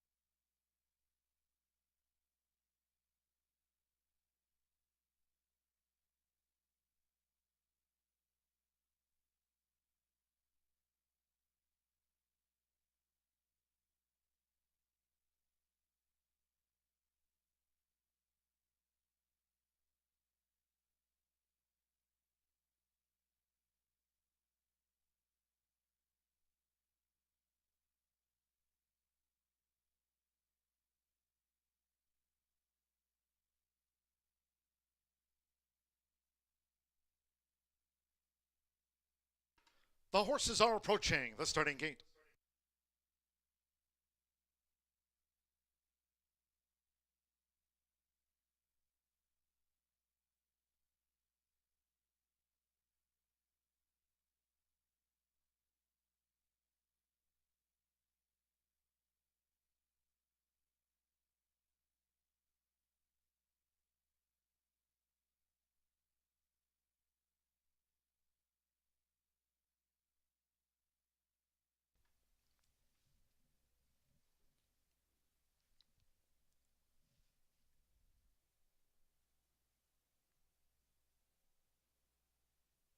The horses have reached the starting gate. It is now post time.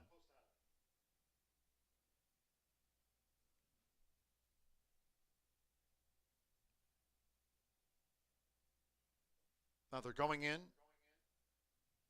Manny Escobar with Flower Pecker. Gage Holmes. Manuelito has the rail draw on the white. Luis Reyes with a few too many in the royal blue. John Court, chip off the old block. Shandana, Rodney Prescott with a win on the card. Sammy Bermudez, stop, hammer time. One more. Auto Azteca, Marcelino Pedroza Jr. riding for a double. Good luck if you have a pick 5 bet on. They're in the gate.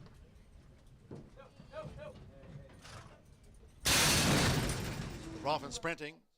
Fast start for Oro Azteca, the Philly Shandana, and there goes Flower Pecker. Now for Manny Escobar. Flower Pecker just powers the pace from Shandana and Oro Azteca. White turquoise stars moving through toward the inside. Here's a few too many, who's looking to move up through the first furlong and a half. With chip off the old block, green with the white diamond belt, running in 5th. Then comes Manuelito. Stop, hammer time. Has dropped back to last past the half-mile pole. 22.29 lead seconds. It's Flower Pecker, pressed by Shandana and Oro Azteca. That 3-wide bid as they round the far turn with these battling leaders. Shandana taking it to Flower Pecker, the rail. Oro Azteca lies just off them. Here's the quarter pole. Then toward the inside, a few too many with chip off the old block. Stop, hammer time, and Manuelito. They turn for home. Shandana in a battle here with Flower Pecker. Half mile, 45.29 seconds. It's Shandana narrowly. Flower Pecker toward the inside is resolute. 1 furlong to go. Chip off the old block. Here comes a few too many with a white cap. They come past the 16th. Shandana, she's game. Shandana for Rodney Prescott. Shandana and Flower Pecker. Shandana. Shandana does it from Flower Pecker in a photo finish. Stop, hammer time, 3rd, nearest at the end, and then a few too many with chip off the old block, Manuelito, and Oro Azteca tailed off.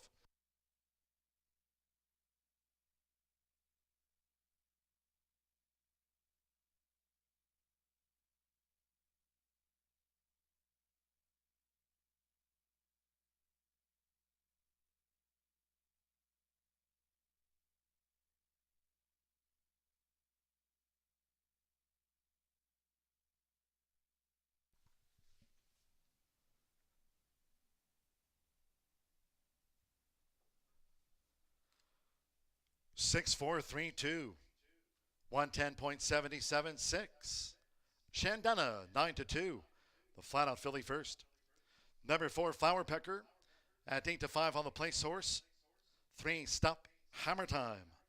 30-1 with a closing 3rd in the sprint. 2, a few too many. 37-1 4th, and it's chip off the old block for the Pentafecta. 6, 4, 3, 2, 5. The Philly in their midst.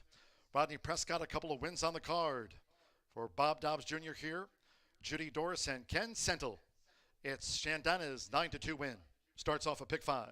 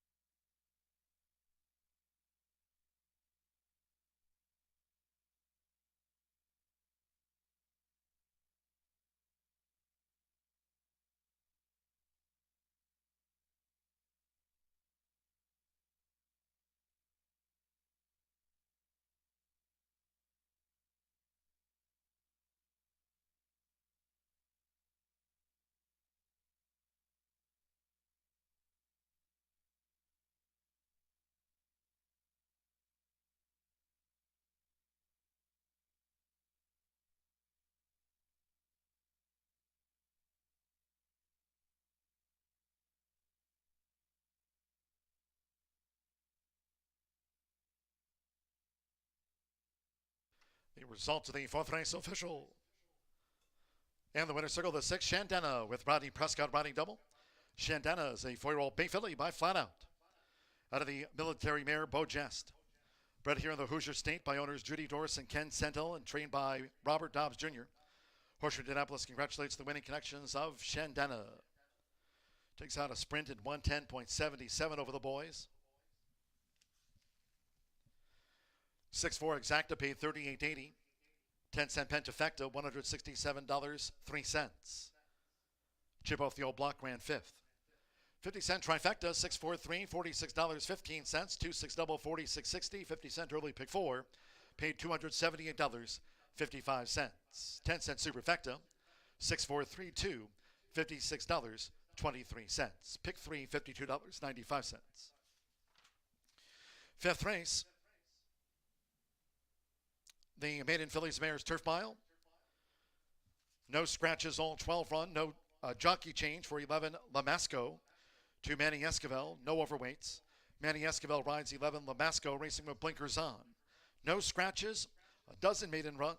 Manny Esquivel on 11 Lamasco, blinkers on, number 11. Exacta, trifecta, superfecta. Double pick three. Starts at the 50-cent, late pick four. Fifth race, Maiden Phillies Mares Turf Mile. Also the fourth round of the Grayson Grass Challenge. Good luck to those handicappers. The 8 taking part in the Grayson Grass Challenge here in 2022. Post time for the Maiden Distaff Turf Mile in 21 minutes. Get your bets on by 4:12.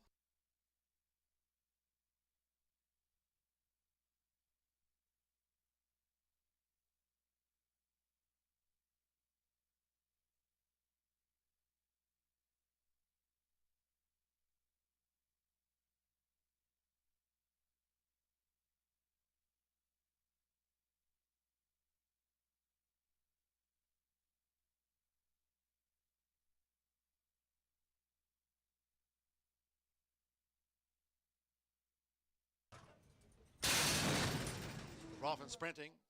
Fast start for Oro Azteca, the filly Shandana, and there goes Flower Pecker. Now for Manny Esquivel. Flower Pecker just powers the pace from Shandana and Oro Azteca. White turquoise stars moving through toward the inside. Here's A Few Too Many, who's looking to move up through the first furlong and a half. With Chip Off the Old Block, green with the white diamond belt, running in fifth.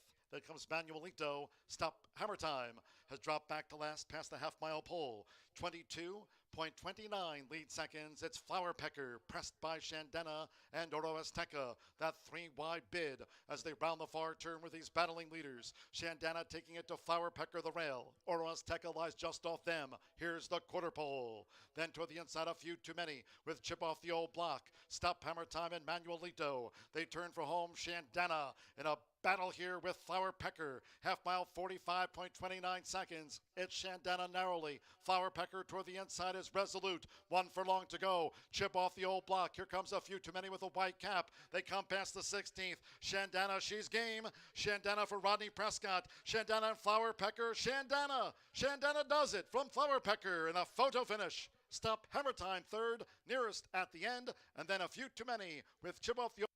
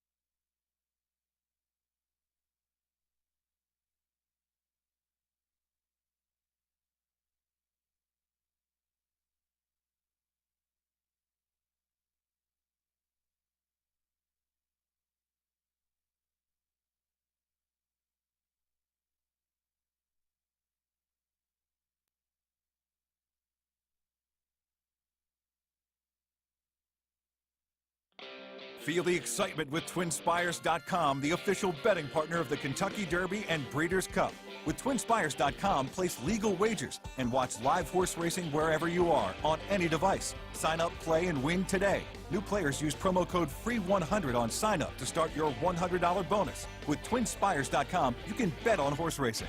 Get the TwinSpires.com app to receive special offers and the most up-to-date information. Terms and conditions apply. Void where prohibited. Please wager responsibly.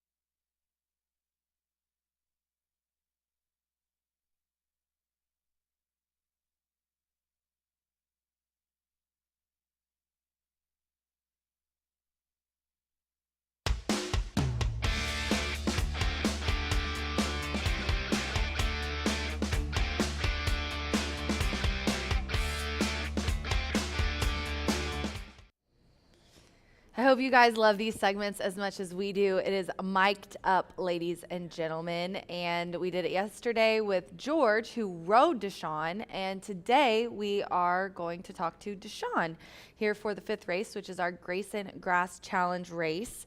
And Deshaun usually does pretty good, either if I talk to him before or give him a good luck hug before he rides. So hopefully this is good luck, right, Deshaun? Yes, for you we're to do definitely this. hoping for it. So. Yeah.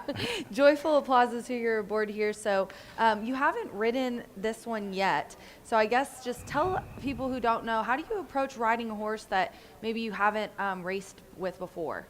I kind of look at the program, and then I'll go back and watch a couple races that the horses ran in before. So I kind of got a feeling of, how we want to ride. And it looks like we got a little speed. So, but there's a little speed in the race. There's a couple horses. I think Tom Amos's horse is coming off 5 furlongs with a little speed. So I'm just going to go with what the trainer tells me to do and, go from there. And then, so that leads me to my second question. I'll let you go so you can get ready. But she seems like she's a go to the lead kind of girl, and it doesn't really look like there's she's going to have much trouble getting it in here. But George spoke yesterday about kind of letting you decide. And so how do you kind of decide what you do in a race like this? Pretty much, when you break out the gate, you just kind of look and see where you're at, and hopefully, you get a good clean break and then go from there. I mean, like I said, look like she's got a little speed, so if nobody wants to lead, I'm definitely going to take it. Thanks, Deshaun, for doing Mic'd Up with us today. Thank you, Rachel. Appreciate it. All right, guys, we'll let Deshaun get ready for this race, and I will continue to handicap. We have our Grayson Grass Challenge race here. We're 10 minutes to post, and the one high stick is the even money favorite, which surprised me a little bit. I was really excited during the Wire to Wire show when I saw that Brian Aragoni was also on this horse, but it also looks like a lot of our handicappers for the Grayson Grass Challenge are as well. This one has Edgar Morales aboard for Carlos Silva, and I think it's the last race speed figure for me that's pretty interesting. On debut in mile and a 16th turf race, put up an 89 Brisnet speed figure for Shug here. And this one, the first and second place finishers came back to win in that race. Stylish Whisper and French Cuffs. also has put in a bullet work coming into this race. So that's my top selection. Even money. Also, Brian and Ed both put all $50 that they have for the Grayson Grass Challenge on the one. And I don't think there is anyone in our selections besides Mr. Dan who doesn't have the one in their pick somewhere. We're going to go next to the 2, Ornamental. This one's 7-1, and I put it in for my exacta spot. Rodney Prescott already with a double, winning the second in the last race here. He is riding for Bill Mott. This is a Godolphin bred and owned 3-year-old filly by Medagliadoro, and then also a Tappet Dam. A very nice breeding on this 3-year-old filly. Now, she's making her 4th lifetime start, and last time out here, her first time in Indiana, she was 3rd versus similar. I think she liked a little bit easier company than she had at Belmont or Gulfstream Park, and she was heavily bet, missed by only 3 lengths. So she looks calm, getting a little love there in the paddock. She's such a very visually impressive filly. She just, it's the scope on her. I think she is going to like this. So it has ran at mile and a 16th the last couple times. I'm sorry, a mile 16th and then a mile and an 8th. She's going down to a mile. So we'll see how she likes that. And then I'm going to go to the 7, Deshaun's horse, Joyful Applause, aboard for Helen Pitts Blassie. This one, she's 22% when she gives them a little bit of a freshening, which is what this lady's getting out of the May 29th Churchill Downs try, where she ran a mile and 3/8. So she's coming way down to a flat mile. I think she's going to like it. She's coming off a 3rd place finish there in that race. But those maiden special weights for 120 are pretty tough, and they were big fields. She's in another big field today, but I think in some easier company, she's going to really wake up. Just so you guys know, I added in a few long shots in my picks to see if we could raise some money for equine research with Grayson Grass Challenge. I like the 11 a lot. Manny Esquivel aboard La Mosco. This one adds blinkers. I think is going to make a big difference here. Also is trying grass for the first time, but the breeding suggests should like it. As you see her, sorry, Aaron, to throw you a little curveball there, but the 11 is who I'm going to throw in. She's a 3-year-old filly. I think she's going to like the turf, and I think she's going to like the flat mile here and switch into grass. You never know. You can't, train them on grass, so you don't know how they're going to take it. So I mixed in the 11. The 6 in here for a little bit of a long shot is 20-1. The 11's 22-1. I also put the 12 in there. Milan's girl are Marcelino Pedroza and Brad Cox team up here. Just a wide open event. And I didn't even mention Tom's horse, Queen in the North. So this is another one, Eric. Thanks for making our job tough here. The 12, you see Ricky Giannini, who did mic'd up for us for the first time there with that horse, and it looks like it's just going to be a really wide open event. So yeah, thanks Eric for making it tough. The jockeys have got the leg up, and horses are headed to the track for the 5th race here for our Grayson Grass Challenge race. Thanks again to DP for helping me out and doing mic'd up today.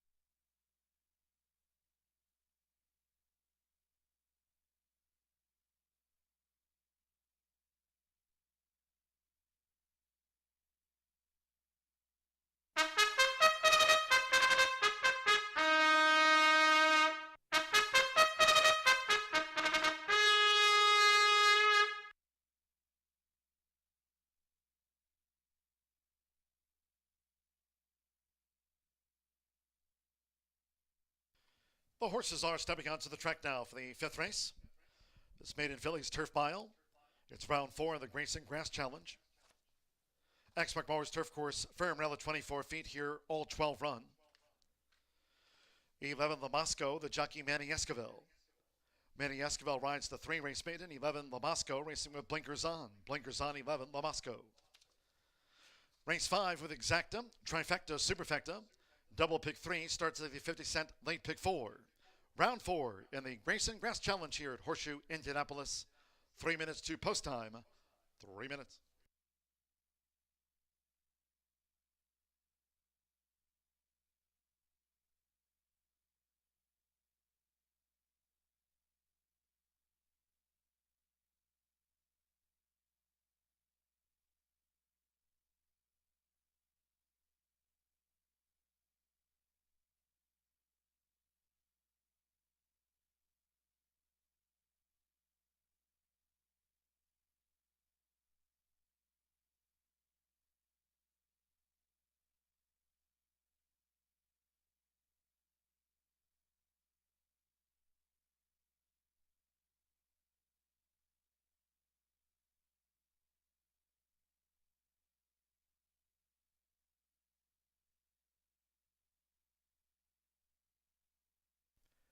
Two minutes to post time. 2 minutes.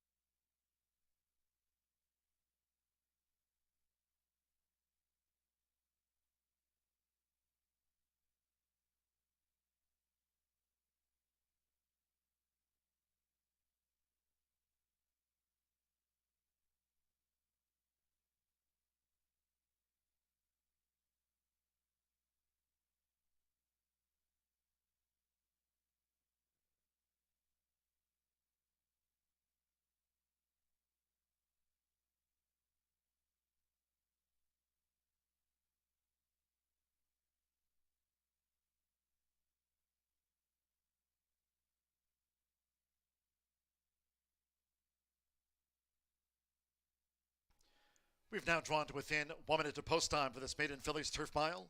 Starts off the 50-cent late pick 4. 4th round of the Grayson Grass Challenge. 1 minute.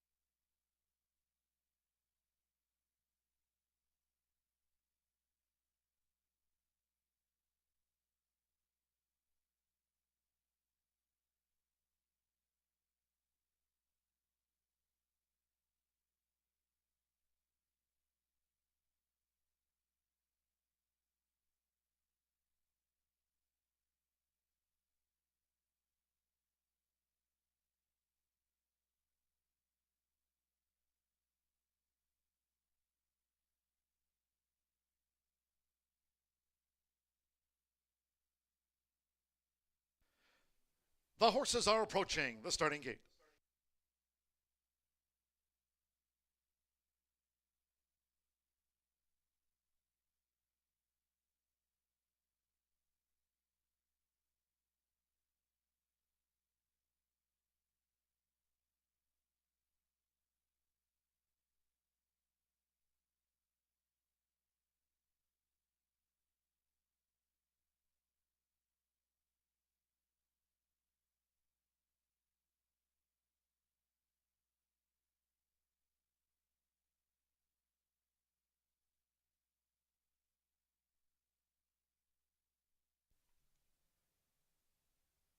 The Phillies crossing over to the Exmark Mowers turf course, going down to the mile start for race 5.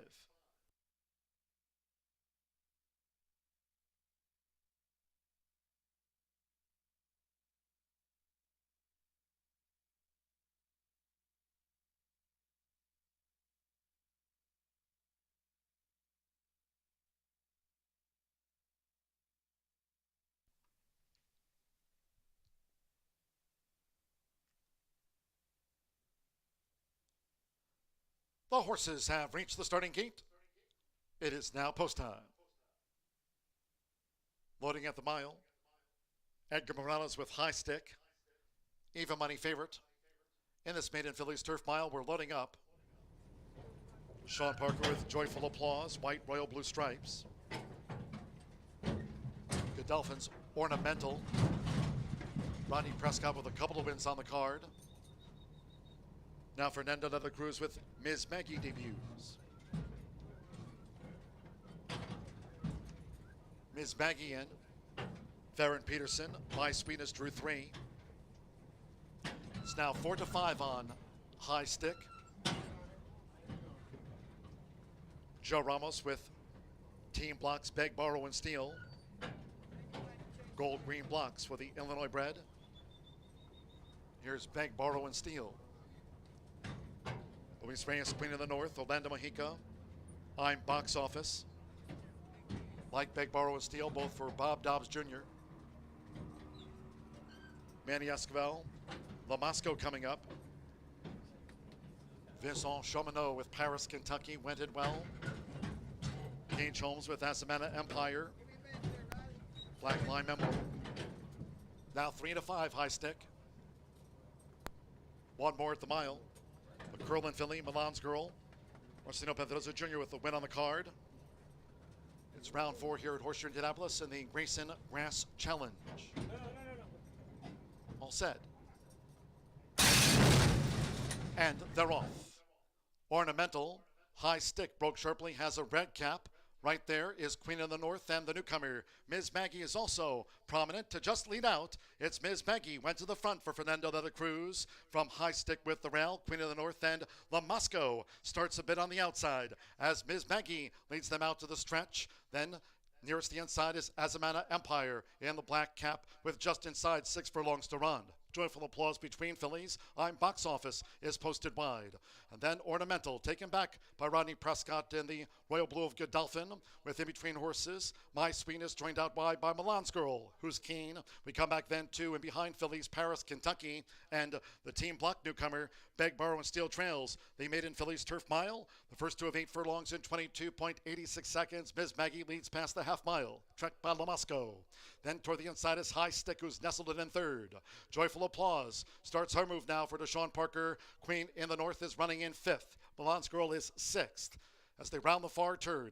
Then farther out design box office from Azamana Empire. As they round the far turn, the half mile in 48.26 seconds. These leaders coming toward the quarter pole. Here comes Joyful Applause. Lamasco right there. With toward the inside, Ms. Maggie, who's dropped back from her early efforts. Here comes High Stick, who's now gaining ground. With Milan's Girl. Farther out is Paris, Kentucky. Ornamental launching a stand side bid. 1 furlong to go. It's Lamasco with on the outside Joyful Applause. And now here's High Stick, who's going for a power play for Edgar Morales. It's High Stick, Lamasco and High Stick. Photo finish. There's a nose in that. Little between Lamasco and High Stick, and Joyful Applause was third close.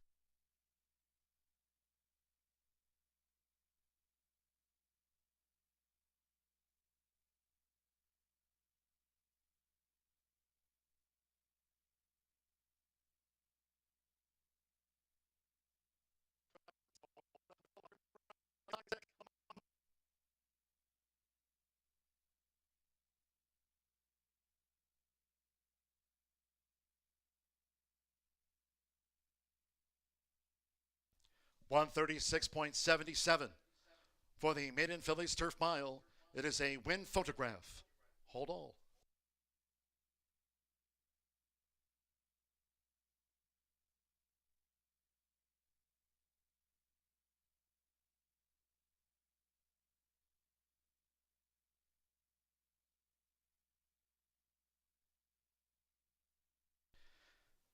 "11"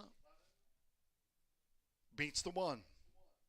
Now Lake makes it 7. Joyful Applause third. And 5. Paris, Kentucky was fourth. After the Maiden Phillies Turf, 11. La Mosco. 31-1 for Manny Esquivel. Blinkers on for Fausto Gutierrez. And La Mosco just able to fend one high stick. 3-5, just missed the Nyquist Philly. They posted 7. Joyful Applause. 4-1 third, and number 5, Paris, Kentucky, 19-1 on the fourth Philly, 136.77. Long odds summer front Philly here, La Mosco takes out the Maiden Phillies Turf, starts off the late pick 4 at those 31-1 odds in round 4 of the Grayson Grass Challenge.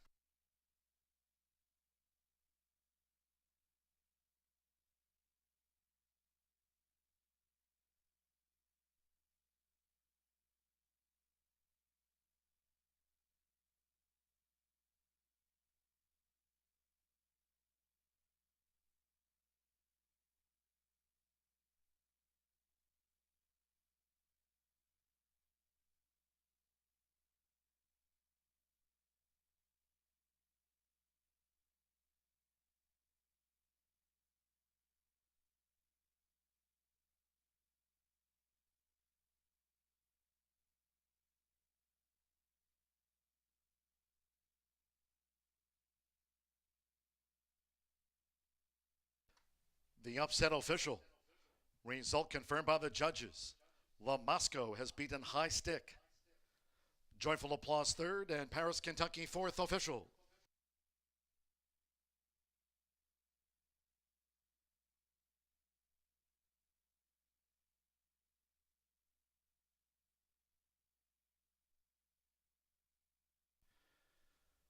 Returning to the winner's circle, 11, La Mosco.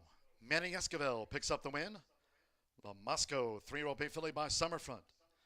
Out of Mountain Baby by Haynesfield. Bred in Kentucky by Brereton C. Jones. Fausto Gutierrez trains for owner Glenn Del Russo. Horseshoe Indianapolis congratulates the winning connections of 31-1 La Mosco.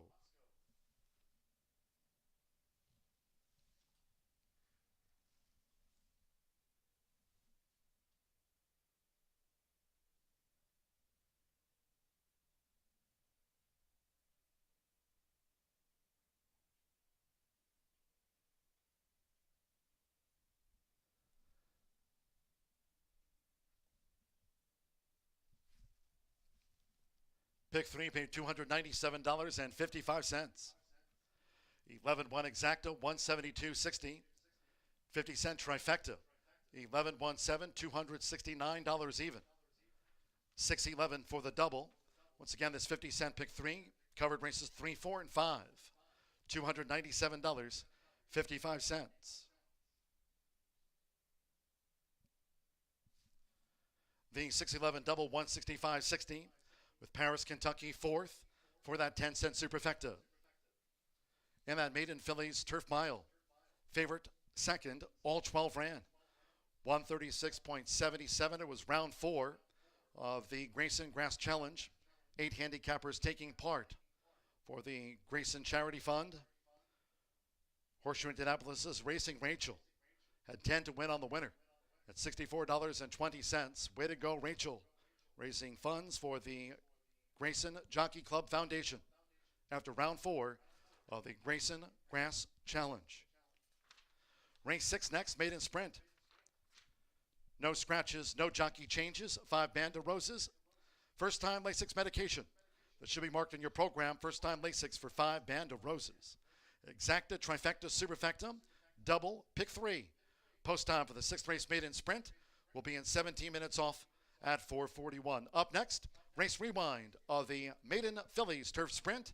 It was round 4 of the Grayson Grass Challenge, and Rachel had 10 to win on the winner.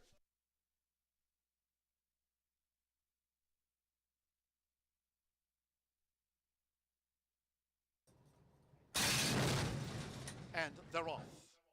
Ornamental, high stick, broke sharply, has a red cap. Right there is Queen of the North and the newcomer. Ms. Maggie is also prominent to just lead out. It's Ms. Maggie went to the front for Fernando de la Cruz from high stick with the rail. Queen of the North and La Mosco starts a bit on the outside as Ms. Maggie leads them out to the stretch. Then nearest the inside is Azamana Empire in the black cap with just inside 6 furlongs to run. Joyful applause between fillies. I'm Box Office is posted wide. And then Ornamental, taken back by Rodney Prescott in the Royal Blue of Godolphin. With in between horses, My Sweetness joined out wide by Milan's Girl, who's keen. We come back then to and behind fillies, Paris, Kentucky, and the Team Block newcomer, Beg, Borrow, and Steel Trails. The Maiden fillies Turf Mile. The first 2 of 8 furlongs in 22.86 seconds. Ms. Maggie leads past the half mile, tracked by La Mosco. Then toward the inside is High Stick, who's nestled in third.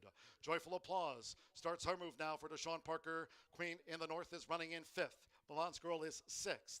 As they round the far turn, then farther out design Box Office from Azamana Empire. As they round the far turn, the half mile in 48.26 seconds. These leaders coming toward the quarter pole. Here comes Joyful Applause. La Mosco right there. With toward the inside, Ms. Maggie, who's dropped back from her early efforts. Here comes High Stick, who's now gaining ground. With Milan's Girl, farther out is Paris, Kentucky. Ornamental launching a stand-side bid. 1 furlong to go. It's La Mosco with, on the outside, Joyful Applause. And now here's High Stick, who's going for a power play for Edgar Morales. It's High Stick, La Mosco and High Stick.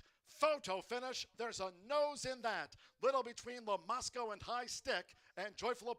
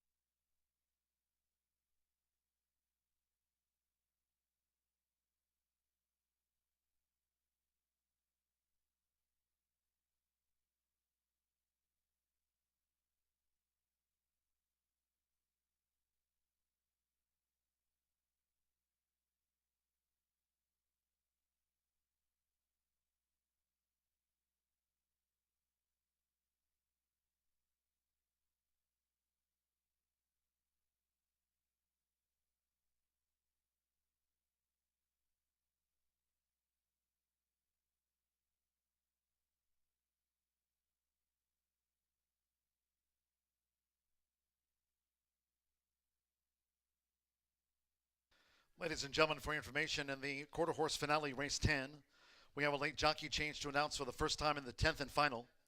Number 5, Moonfall, now make the jockey L.D. Martinez, 2 pounds over. L. D. Martinez rides 5 Moonfall +2. That's in the 10th and final quarter horse allowance over the 330 yards, fast no wind.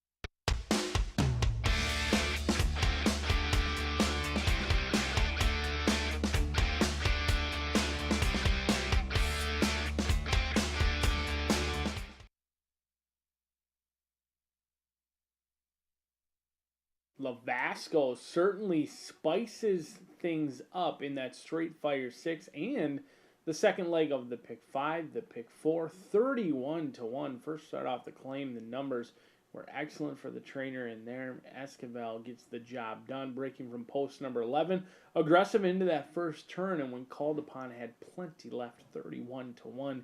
Miss Rachel had 10 to win on that horse as well for the Grayson Grass Challenge. Another winner for her in there in race number 5. Some excellent handicapping. We'll go out for race number 6 in here, starting those rolling pick 3s or daily doubles. A 6 furlong main track event for 3-year-old fillies and upwards, all looking for their first career victory. I found this race to be really challenging. There's no doubt about it, and there's no way around it. It's a field of 11, many lightly raced horses, some with more experience than others, looking for their first career victory. And I thought this was a challenging race. Wasn't even sure who was set to be favored in this spot. So I went looking for some value, and that could come from the 3-year-old Chestnut filly by race day in Jinja. Don't you know? Have to love that name for MY Stables. Mike Nance sends this one out. He's already got a winner on the week. He looks for another one in here. Rodney Prescott looking for a riding double as well. This one showed speed, but the race didn't come up terribly quick. That's why we're going to get 7-1, because while we did show speed at first asking in the debut, the final time was relatively slow. Now goes up from Maiden claiming into Maiden special weight. That is always a difficult task, but I like that this horse showed some giddy up and Rodney Prescott stays aboard despite the class jump from Maiden claiming to Maiden special weight. This is a horse with early lick, lightly raced, as many of these others have had numerous opportunities to get their first victory. And I think Jinja, don't you know, could be the controlling pace in here, 7-1 on the confident move from the Michael Nance gang in here with the 3-year-old filly by race day, who's going to try and play Catch Me If You Can. But a horse that I thought would take some action, and I did not expect this horse to be an overlay, and that's going to be right next door in the gate. Runaway Fever, a 3-year-old filly by Runaway and Hyde out of CC's Fever. So you can see how they got the name with Runaway Fever. Edgar Morales suffered a tough defeat in race number 5 last time out, losing that photo finish on the wire. he looks to get a winner in here with a long shot of Runaway Fever. Tried the turf last time out, and while it looks like this horse was never involved, this was an Indiana bred who was taking on open company maiden special weight on the turf course, and the final time, very quick. Broadway Blaze ran away and hid, winning by many lengths that day. Rodney Prescott did hop off Runaway Fever to ride Ginger Don't You Know, but you get the plenty capable Edgar Morales riding for Brandy Steele, and these guys don't team up very often, so that's certainly caught my eye as well. But turf to dirt, going back in against Indiana bred competition can make a big difference in here. And do note that Runaway Fever debuted back on May 16th against Trafalgar Shore. That's a horse who not only has won multiple races since then, but also came back to win impressively this week as well, 16-1. A surprising overlay at this point for post position number 9 and Runaway Fever. In the third spot, I thought long and hard about putting Tap the Line on the in top in here, but 0 for 13. This is a horse who's had numerous opportunities and has proven to be relatively inconsistent. But I do believe that if this horse runs back to that July 14th race, they're likely all to be running for second, because there's not a horse in this race who ran a better race than Tap the Line did last time out. Finished second in a big field of 12 and was really the only one that day that was closing any ground against Miss Love Shack. You've got Chelsea Bailey off. She's taking a kick at the can over in Del Mar. John Kenton Court looking for a winner in here with the Lowers. 0 for 13. Certainly has an experience edge over much of the field in here, but is void of early speed and will likely need a little bit of a pace collapse to get a piece in here. We'll see if Tap the Line, the 4-year-old filly, can show the younger ones how it's all done today and finally get that elusive victory number 1 in start number 14. But I am hopeful that it's the lightly raced Ginger. Ginger Don't You Know at 6-1 is Rodney Prescott looking to play Catch Me If You Can. A full field of 11 going to the gate 1 will return a Maiden No More. Get those wagers in now, and good luck.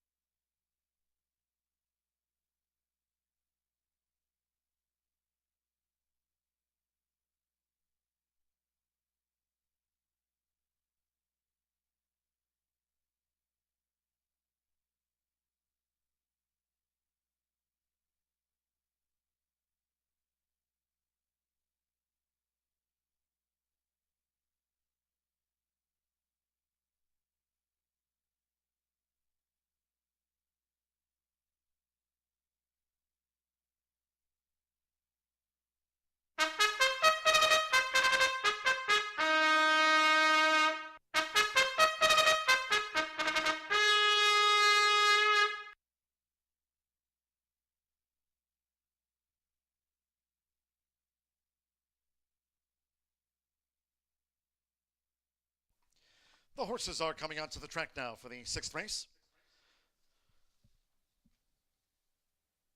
This race will be run at 6 furlongs. Only 11 run in the Maiden Phillies sprint. No scratches, no jockey changes, overweights. 5 Band of Roses first time on Lasix medication. That should be marked first time Lasix for 5 Band of Roses debuts. Maiden Phillies sprint race 6. Exacta, trifecta, superfecta, double pick 3. 12 in a minute.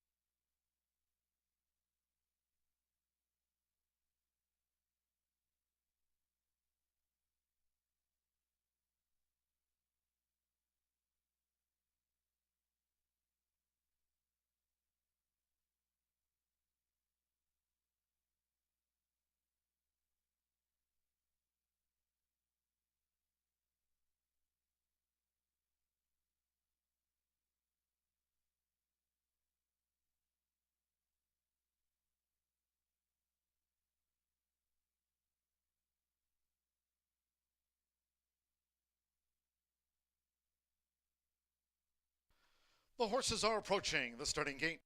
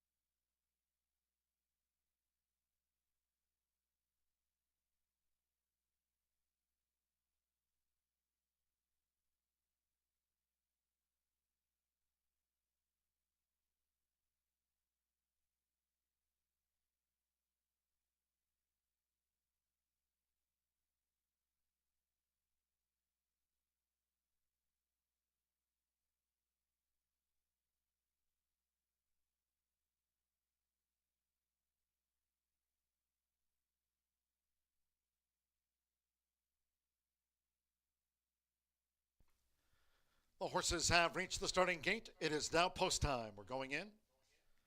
Angel Reyes with another account. Samir Bermudez Snuggler has the rail draw. First couple of fillies in. John Court with Tap the Line drew 2. Joe Ramos with Her Way, like Snuggler, both for Randy Klopp. Josh Morales with Ali May's Revenge.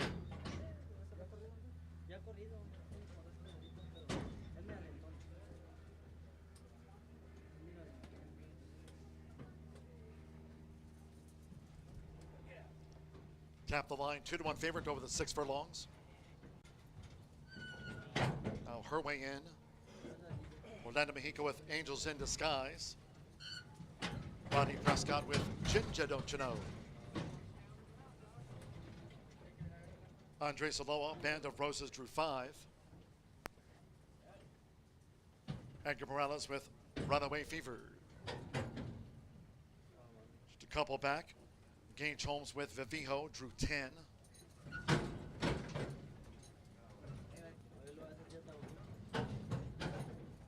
One more. Marcelino Pedrosa Jr. with Molly's Warrior. Like Runaway Fever, both for Brandy Steele. At 6 furlongs. All in line. And the rough. Runaway Fever broke fast, as did Molly's Warrior.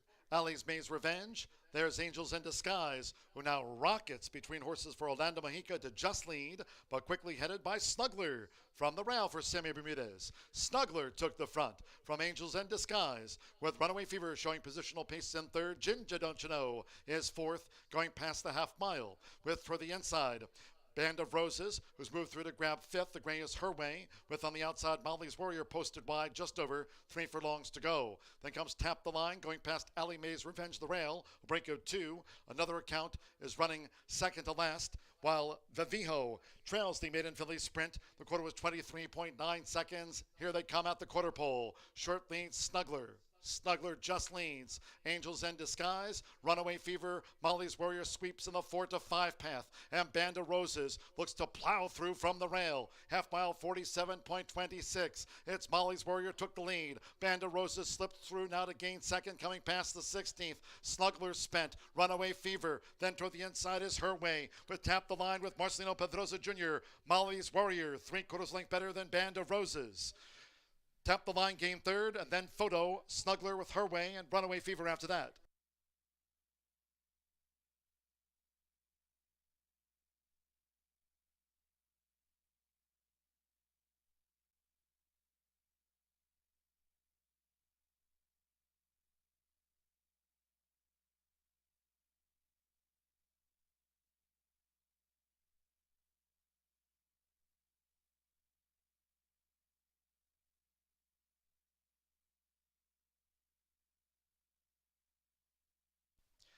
(11-5-2-1) after the Maiden Philly sprint. Number 11, Molly's Warrior, 5-1 first. Number 5, Band of Roses, 26-1 second on debut. 2, Tap the Line. 2-1 co-favorite third, and 1 Snuggler, 20-1 on the fourth filly.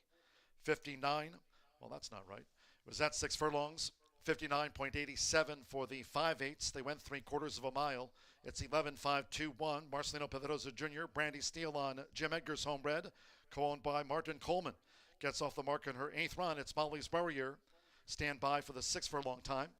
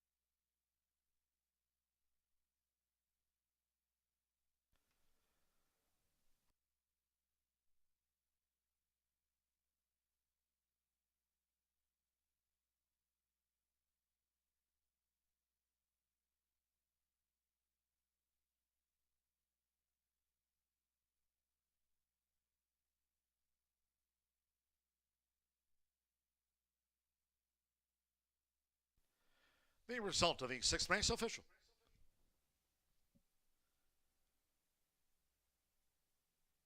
Returning to the winner's circle, number 11, Molly's Warrior, riding double for Marcelino Pedrosa Jr. Molly's Warrior, 3-year-old bay filly by Warrior's Reward. And a Lady Molly by Brother Derek, bred here in Indiana by Jim Edgar.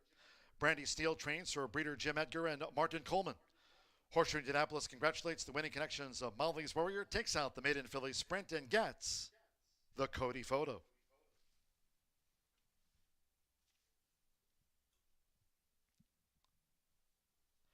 $13.20 to win on Molly's Warrior.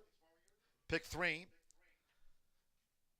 We'll have that result in a moment. 11.5 exacta paid $402.20. 50-cent trifecta, 11.52 for $348.10. There's the pick 3. 6 with the 11 with Molly's Warrior number 11. 50-cent pick 3 worth $401.25. The Lamasco Molly's Warrior 11.11 double, $366.60. 10-cent superfecta, 11.521 paid $742.16. Only 11 ran, 112.85. They posted that final time now for the Maiden Filly Sprint.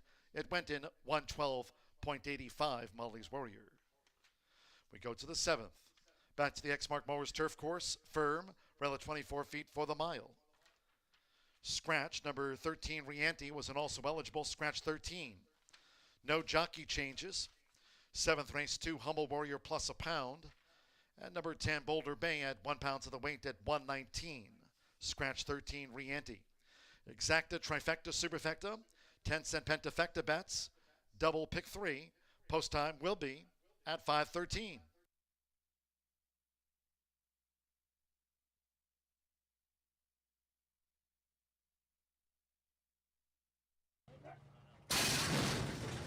And they're off. Runaway Fever broke fast, as did Molly's Warrior. Allie's May's Revenge. There's Angels in Disguise, who now rockets between horses for Orlando Mexica to just lead, but quickly headed by Snuggler from the rail for Sammy Bermudez. Snuggler took the front from Angels in Disguise, with Runaway Fever showing positional pace in third. Ginger Don't You Know is fourth, going past the half mile, with for the inside Band of Roses, who's moved through to grab fifth. The gray is her way, with on the outside Molly's Warrior posted wide, just over 3 furlongs to go. Then comes Tap the Line, going past Allie Mae's Revenge the Rail, a break of 2. Another account is running second to last, while Vivijo trails the Maiden Filly Sprint. The quarter was 23.9 seconds. Here they come at the quarter pole. Short lead, Snuggler. Snuggler just leads. Angels in Disguise, Runaway Fever, Molly's Warrior sweeps in the 4 to 5 path, and Band of Roses looks to plow through from the rail. Half mile 47.26. It's Molly's Warrior took the lead. Band of Roses slipped through now to gain second, coming past the 16th. Snuggler spent. Runaway Fever. Then toward the inside is Her Way, with Tap the Line with Marcelino Pedrosa Jr. Molly's Warrior 3/4 length better than Band of Roses. Tap the Line gained third, and then Photo, Snuggler with Her Way, and Runaway Fever after that.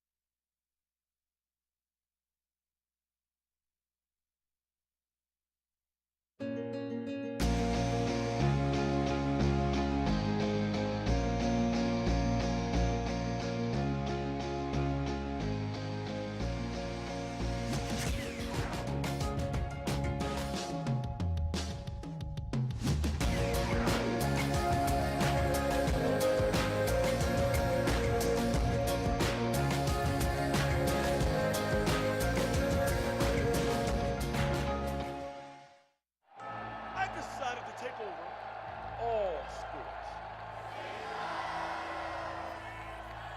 Because I'm here to announce the launching of my Caesars.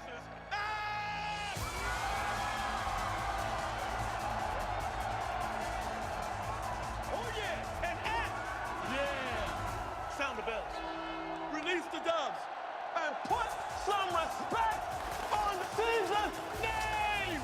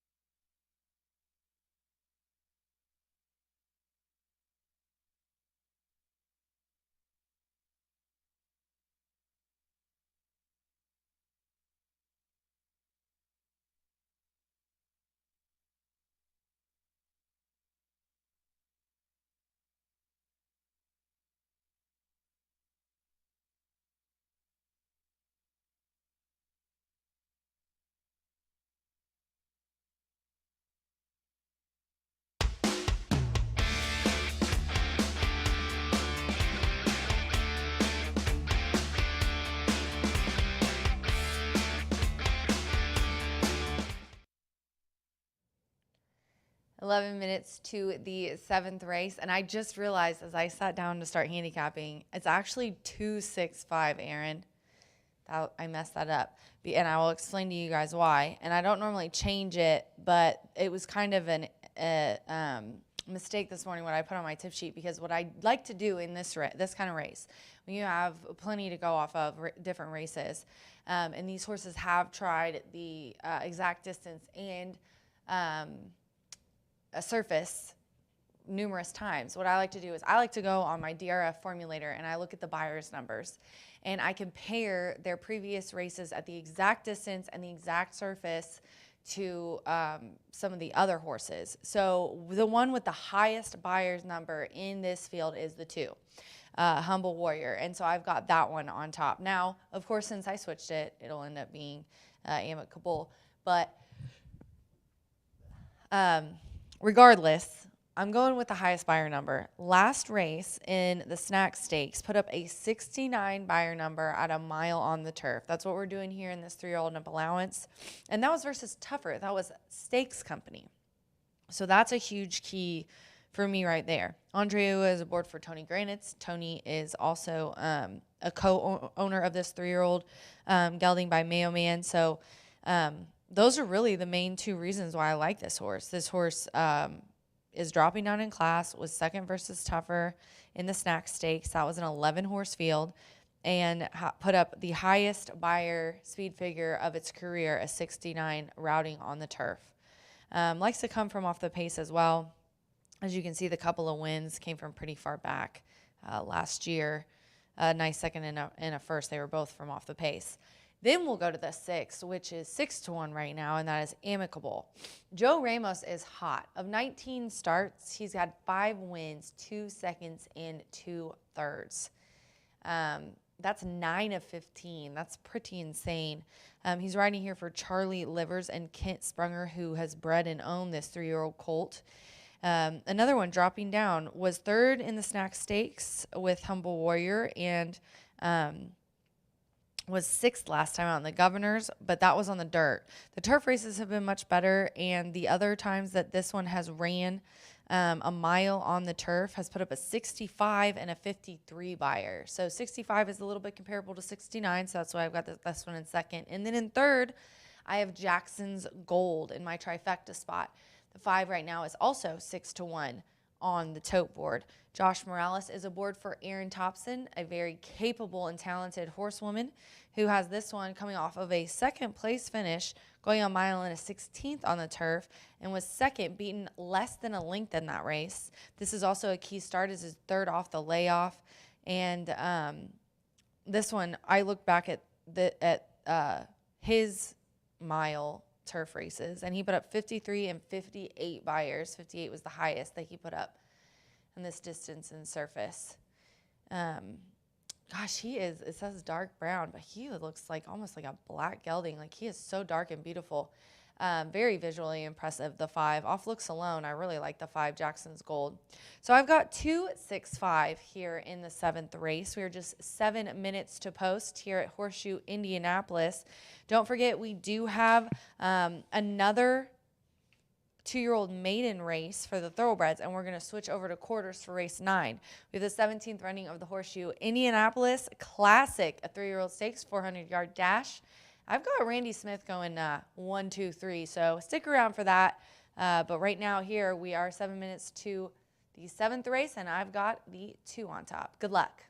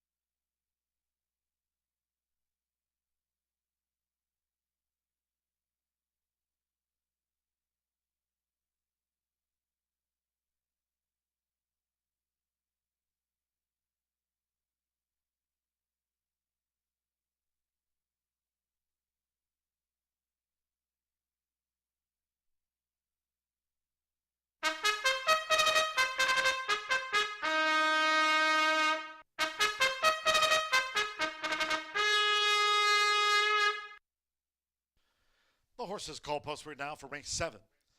This turf mile, a field of 12. Scratch the also eligible number 13, Rianti. Scratch number 13, Rianti. 2, Humble Warrior. Add 1 pound to the listed program weight. 10, Boulder Bay, plus 1 pound at 119. Exacta, Trifecta, Superfecta, 10-cent Pentafecta bets, double pick 3. Firm and fast, and 2 minutes away from post time.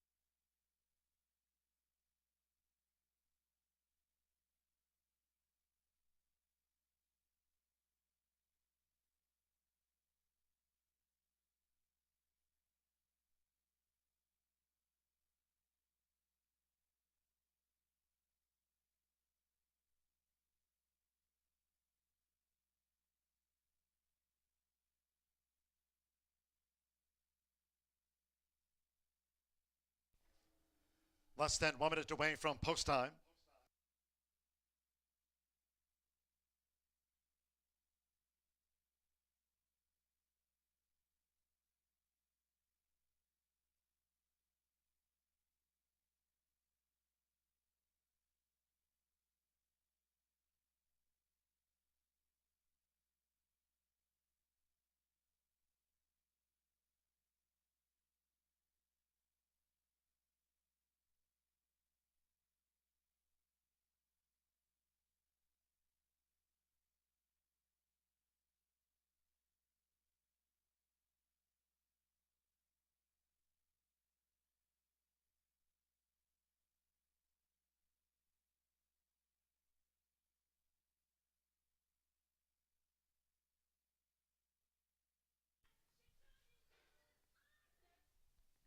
The horses are approaching the starting gate.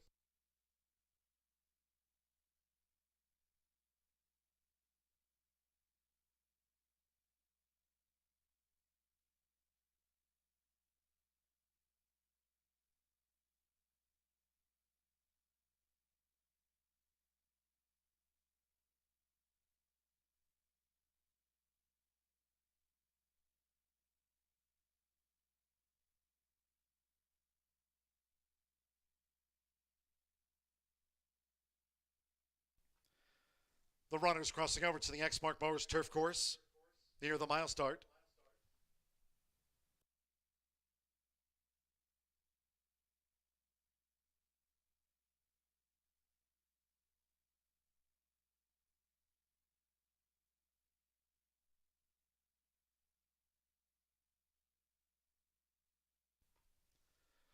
Arriving at the gate, it is now post time. Loading for the mile. Luis Reyes, Toward the Moon, green-purple diamond belt.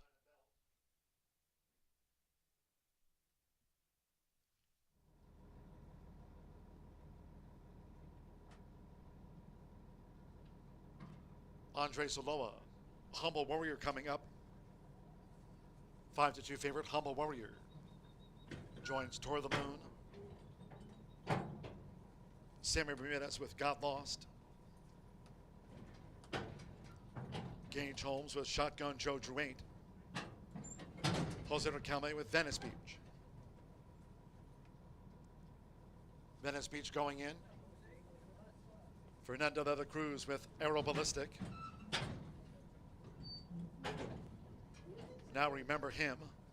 Manny Esquivel won the 5th race turf mile on Lamasco. Boulder Bay, 20-1 for a Rodney Prescott triple. Josh Morales, Jackson's gold. Tommy Pompel, Grandin Bay. Now Joe Ramos with Amicable. Stand by, one more at the mile. Deshaun Parker with Broken Justice. Humble Warrior, 2-1 favorite.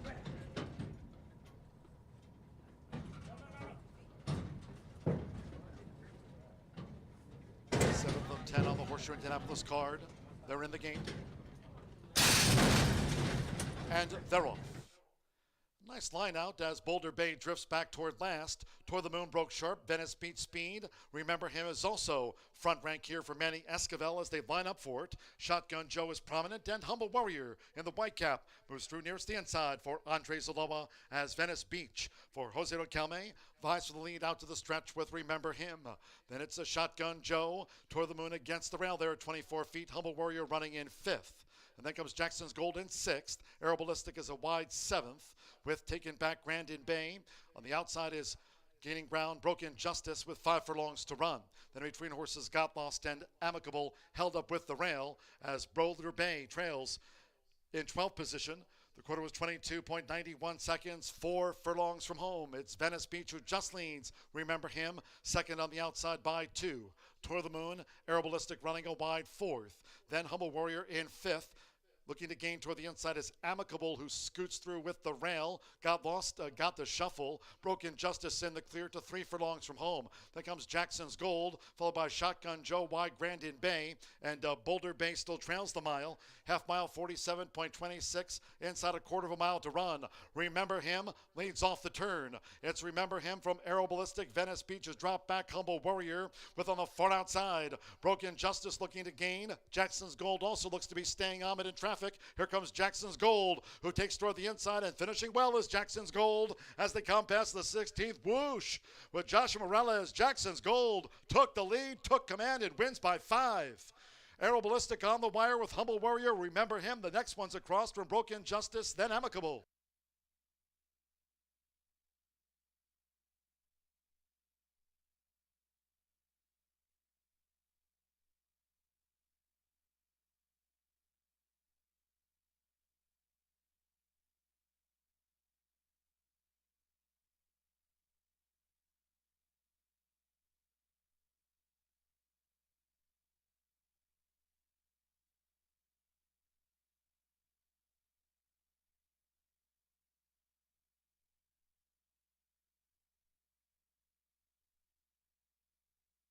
In 135.86.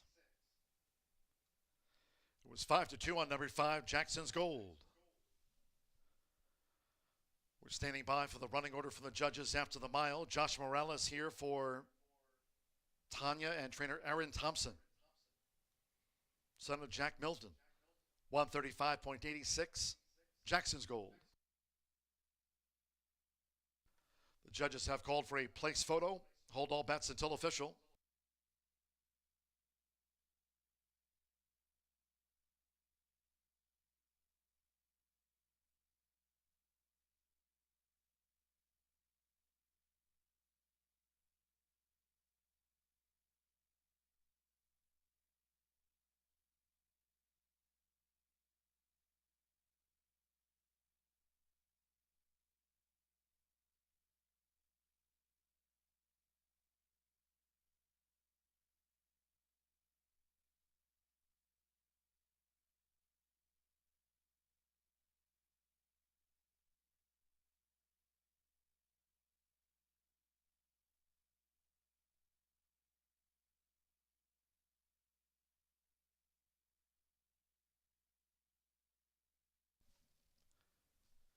Now the judges have posted the full running order after the state-bred turf mile. It's a 5-9-2-4, the 12 for the Pentafecta, 5 Jackson's Gold, 5-2 first after a photo. Number 9 Aero Ballistic, 6-1 on the place horse. 2 Humble Warrior, 5-2 third. Number 4 Remember Him, 8-1 fourth, and Broken Justice ran 5th for the Grand High 5. 135.86 is Josh Morales for Aaron Thompson. Jackson's Gold at 5-2.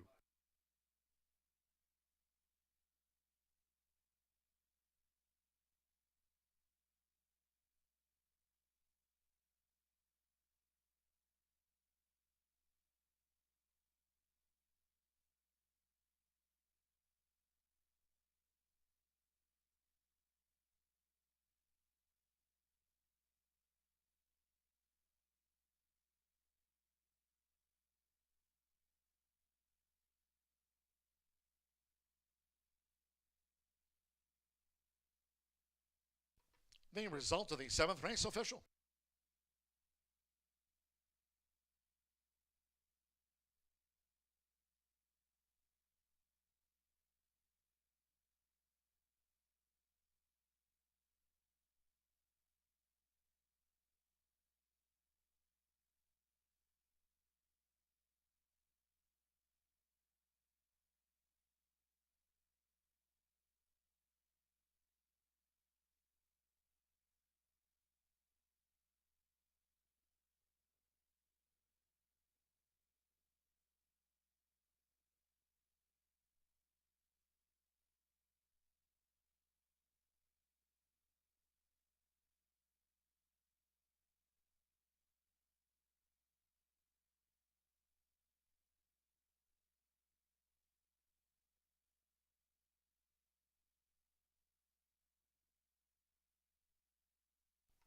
Returning to the winner's circle, number 5, Jackson's Gold, with Joshua Morales. Jackson's Gold is a 5-year-old dark bear brown gelding by Jack Milton. Out of the Rock Hard 10 mare, Orange, Black, and Gold. Bred here in Indiana by Randy Burkett.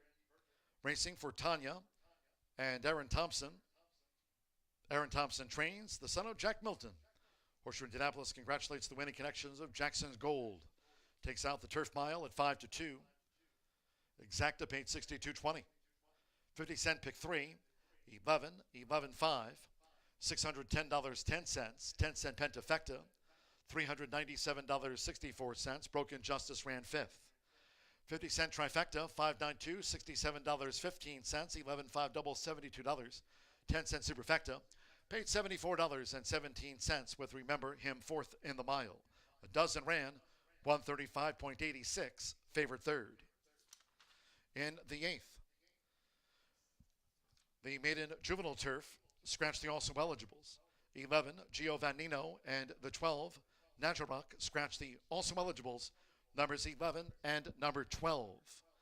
The 2 Fast Bite, the jockey Edgar Morales. On 2 Fast Bite, Edgar Morales rides number 2.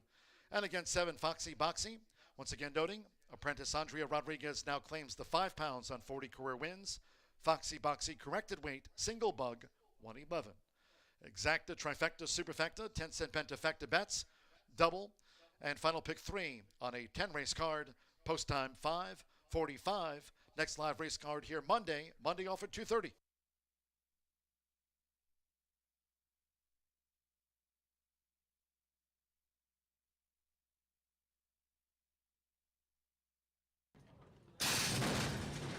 And they're off. Nice line out as Boulder Bay drifts back toward last. Toward the Moon broke sharp. Venice beat Speed. Remember Him is also front rank here for Manny Esquivel as they line up for it. Shotgun Joe is prominent, and Humble Warrior in the white cap moves through nearest the inside for Andre Zaloa as Venice Beach for Jose Rocalme vies for the lead out to the stretch with Remember Him. Then it's a Shotgun Joe toward the Moon against the rail there at 24 feet. Humble Warrior running in 5th. And then comes Jackson's Gold in 6th. Aero Ballistic is a wide 7th with Taken Back Grandin Bay. On the outside is gaining ground Broken Justice with 5 furlongs to run. Then between horses Got Lost and Amicable held up with the rail as Boulder Bay trails in 12th position. The quarter was 22.91 seconds, 4 furlongs from home. It's Venice Beach who just leads. Remember Him, second on the outside by 2. Toward the Moon, Aero Ballistic running a wide 4th. then Humble Warrior in 5th. Looking to gain toward the inside is Amicable, who scoots through with the rail. Got lost, got the shuffle. Broken Justice in the clear to 3 furlongs from home. Then comes Jackson's Gold, followed by Shotgun Joe, Wide Grandin Bay. And Boulder Bay still trails the mile. Half mile, 47.26. Inside a quarter of a mile to run. Remember Him leads off the turn. It's Remember Him from Aero Ballistic. Venice Beach has dropped back. Humble Warrior with on the far outside.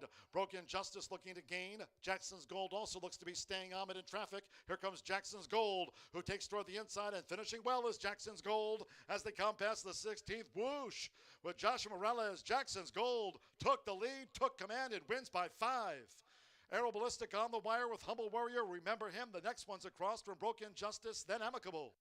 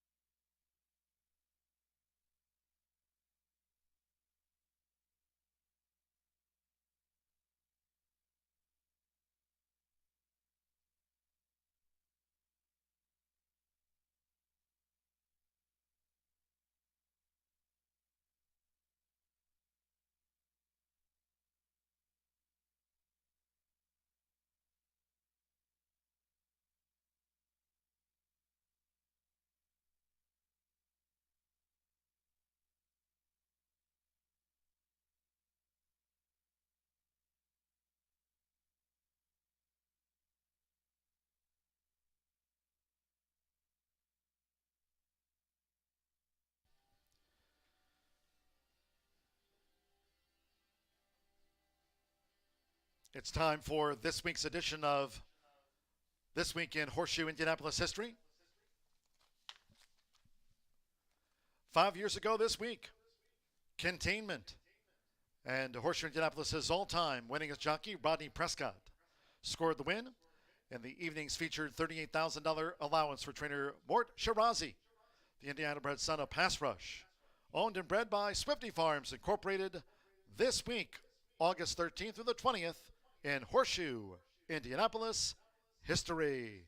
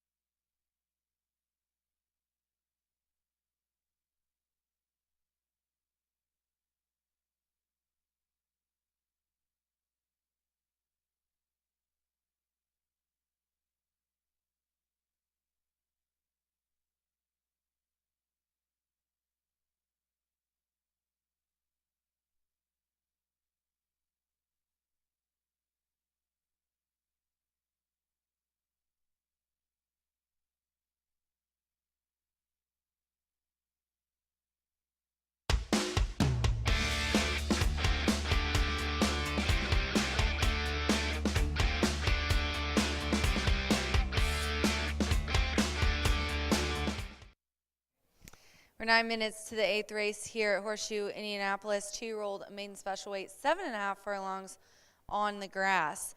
Edgar Morales is aboard the 2 Fast Bite. Other than that, we do have Andrea, who now is a 5-pound bug, so she's 111 on Foxy Boxy. Scotch both also eligibles. I'm going to go with the 9 here on top. The 9 is 6-1 right now. Look to the tote board for clues. The 5, I'm not shocked, Brad Cox is aboard, but he can't win them all, so I'm going with the 9.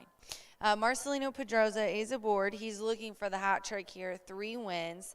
This is nice connections, too. We've got Hill Rich Racing and LTB, which is Bernie Flint. George Leonard is the trainer, and he's had some nice 2-year-olds win here, especially the other day when he had Delinsky win.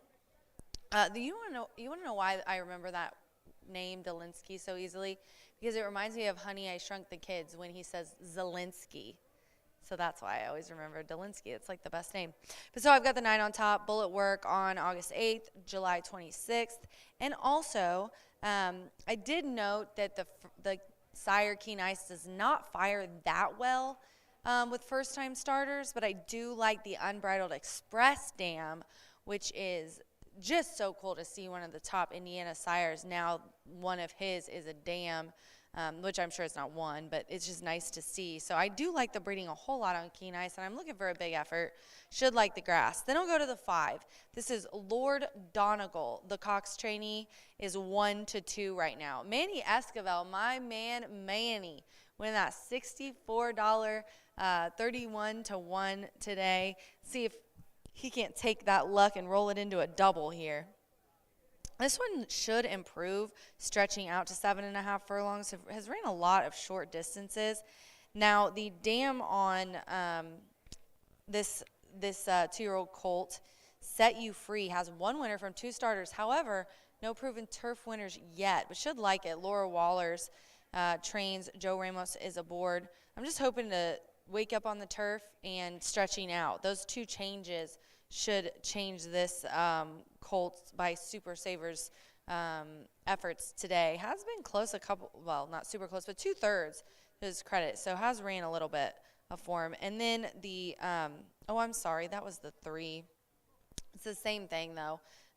Should like grass on the breeding side, but I did read the damn stats for the 3. So the 5, Lord Donegal, Brad Cox trainee.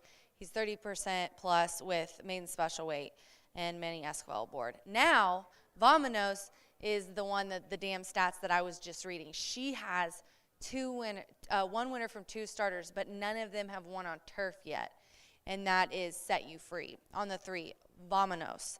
This one, Joe Ramos, who is hot as of late, should improve, stretching out 7.5 furlongs for Laura Wallers. So, sorry, guys, I kind of flip-flopped the 5 and the 3 there. But we're showing the 3 here, and as always, you know, just looking really good in the paddock, keeping her calm. Laura Waller's excellent horsewoman, and this one's coming from up north, Parks, Belmont. Been there a couple times and was the beaten favorite last time. But a lot of horses running back to win that Vamanos has been up against. So 9-5-3 here for me in the 8th race. Next up is our quarter horse stakes race, so stick around.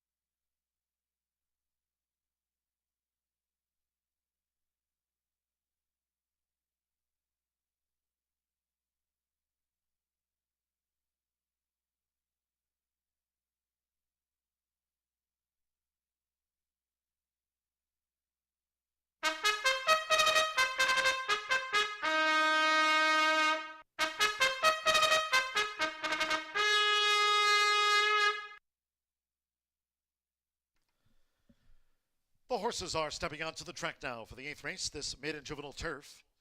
To be contested at 7.5 furlongs over the Exmark Mowers turf course, firm rail at 24 feet here, a field of 10.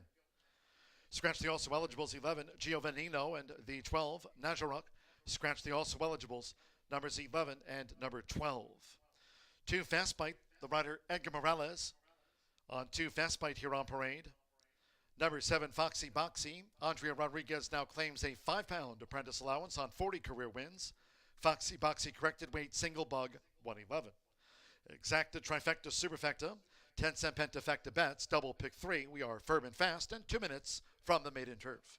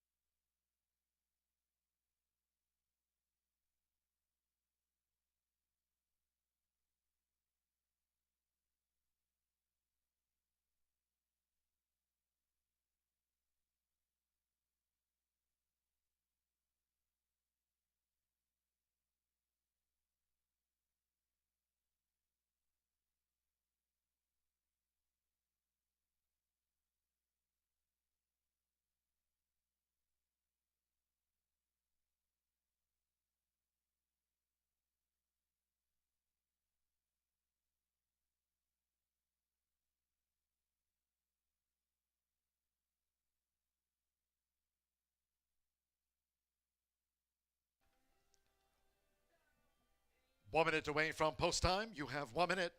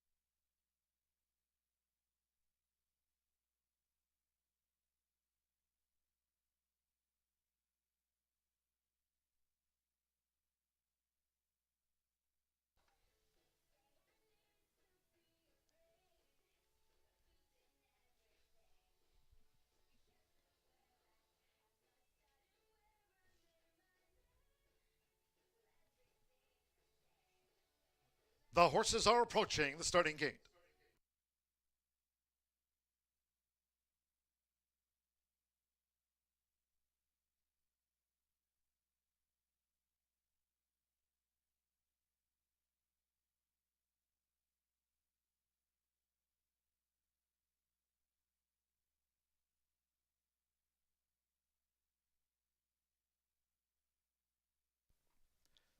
Maiden 2-year-olds now crossing over to the Exmark Mowers turf course. Going to the 7.5 furlong start for the Maiden Juvenile turf.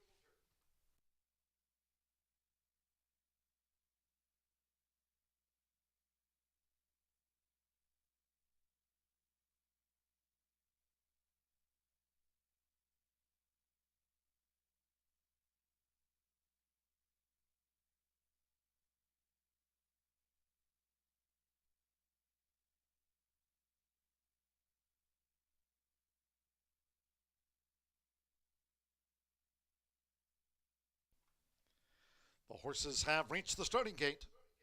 It is now post time. They're going in Fernando de la Cruz with Charming Victory, facing up to the gate.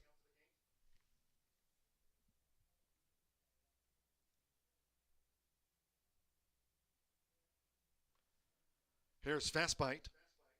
Edgar Morales won the first of the day. 29-1 Fast Bite has joined Charming Victory. We're loading up.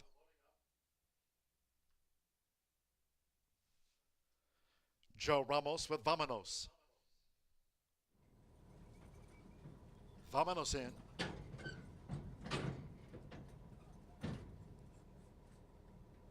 Starter Ray Kuick and crew still working with Out of Alcatraz.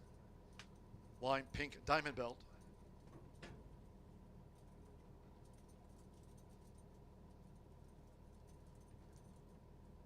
The first-time starter, Lord Donegal, Eva Money favorite, Manny Esquivel for Brad Cox.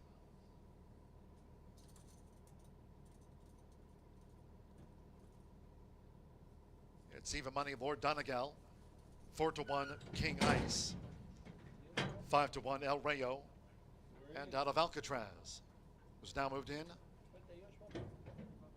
Foxy Boxy, Andrea Rodriguez claims the 5-pound apprentice allowance. Now Deshaun Parker with El Rayo in the white. There's Manny Esquivel, has a win on the card. Lord Donegal debuts, son of Noble Mission.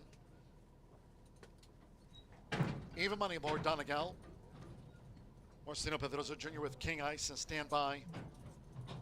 One more. Rodney Prescott with a couple of wins on the card. Here's Noble Creeker. 7.5 furlongs. Even Money, Lord Donegal debuts in the gate. They're off. El Rayo was a bit awkwardly away. Charming Victory jumped well, along with the newcomer, Lord Donegal, who's front rank. Vámonos. Here's early bids by Foxy Boxy, and Plain or Peanut will be 4 wide out to the stretch. At the inside, it's Charming Victory, who just leads. Vámonos between horses. Foxy Boxy and Lord Donegal is up close there for Manny Esquivel as they go to the back of the course. Fast Bite is running in 5th. Plain or Peanut is 6th, making progress now with 5 furlongs to go. Out of Alcatraz has the blue blinkers. Then on the outside, King Ice is wide for the run to the half-mile pole. Noble Creeker is running second to last, and after breaking awkwardly, El Rayo has drifted back to 10th. The quarter was 23.19 seconds. Charming Victory and Vámonos lead the Maiden Juvenile turf as they head to the far turn with Lord Donegal between horses. Right there is Foxy Boxy, Plain or Peanut wide both turns, but coming with a bid now. 3 furlongs to go. Fast Bite has been saving ground as they round the far turn. King Ice picking up outside of Out of Alcatraz. Then comes Noble Creeker and in the white El Rayo. Half mile 47.63 seconds past the quarter pole. It's Vámonos. Vámonos from Foxy Boxy on the outside, looking to gain ground now with a sweep is a Plain or Peanut after 3/4 as they come down to the final furlong. It's Vámonos. Fast Bite attacks from the rail. Lord Donegal, Plain or Peanut now flattens out King Ice. El Rayo from the back as Foxy Boxy gives way. Drifting on the far outside, Vámonos. It's Fast Bite and Edgar Morales. Lord Donegal and El Rayo both late on the scene. Fast Bite wins by 2 from Lord Donegal on the wire for second, and then Vámonos with El Rayo. King Ice was next. Out of Alcatraz, Noble Creeker, they finished in dribs and drabs. Plain or Peanut, Foxy Boxy, and finally Charming Victory.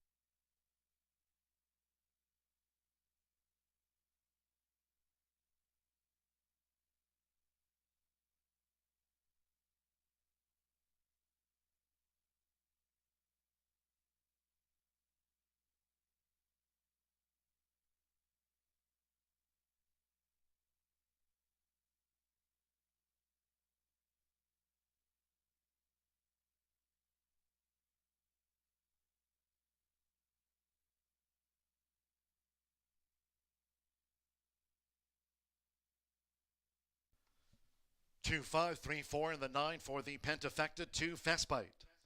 21-1 upset. Beats home number 5, Lord Donegal. Ava Money favorite. Second went on debut. 3, Vámonos. 9-1 on the show horse. 4, El Rayo. 5-1 fourth. And King Ice. 5th on debut for the Pentafecta bets. It's 2, 5, 3, 4, 9. Maiden Juvenile turf. They posted 131 flat. It's Fast Bite, a couple of wins on the card for Edgar Morales. Son of Oscar Performance, 3rd time was the charm. Danny Leach trains for Katie Rich Stables, Lawrence Doyle. It's Fast Bite at 21-1 out to the maiden ranks at a price.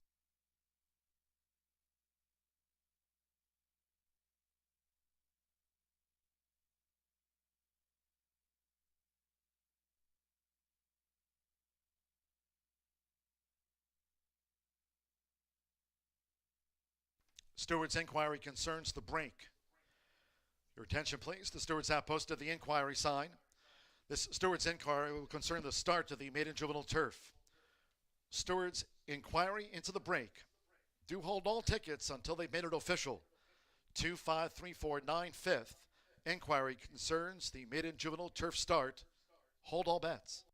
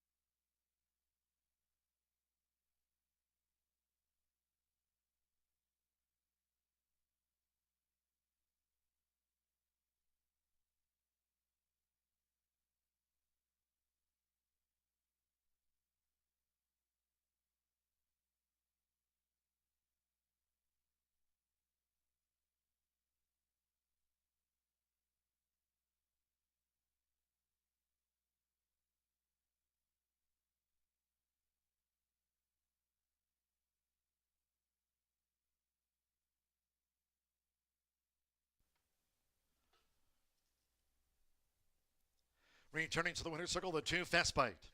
A couple of winners on the card for Edgar Morales. Fast Bite is a 2-year-old bay colt by Oscar Performance. Out of Gigahertz by Dynaformer, bred in Kentucky by Dixiana Farms LLC. Danny Leach trains for Lawrence Doyle's Katie Rich Stables.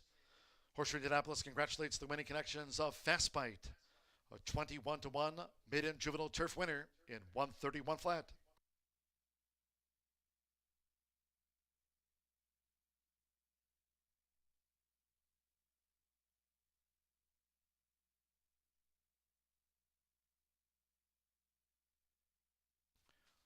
Once again, this Stewards inquiry concerns the start of the maiden juvenile turf. There is an inquiry into the break.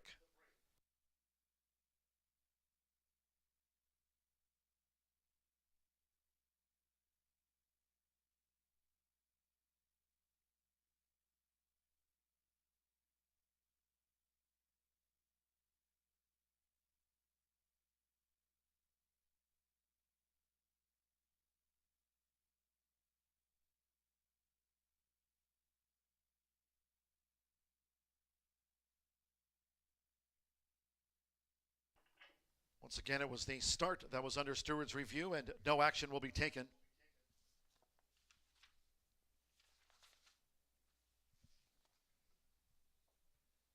All 10 were declared starters.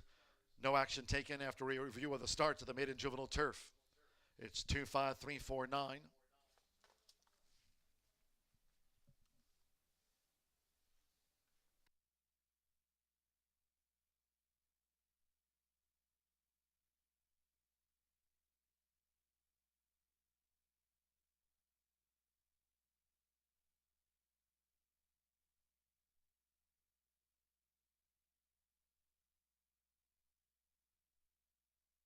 It's official.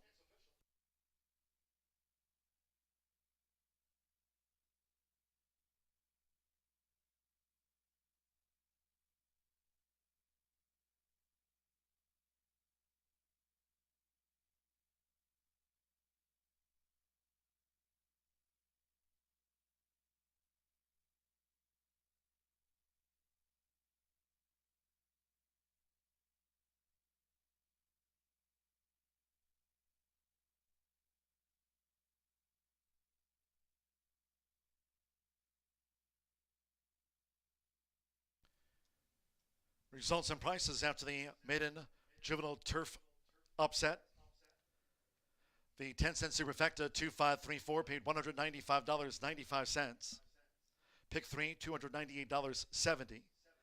The 10-cent pentafecta with King Ice fifth, paid $768.89.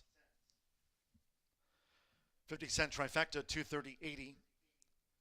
5-2 double, $226.40. The 50-cent late pick four carryover to the Monday card, $28,764. Pick five will carry over to Monday's card, $24,556. And the 20-cent Straight Fire 6 jackpot will roll over to the Monday card, that for $19,009. We'll have carryovers on Monday's card, starting at 2:30 p.m. Eastern. Follow and tweet us at HS Indy Racing. Once again, pick five carryover on Monday, $24,556.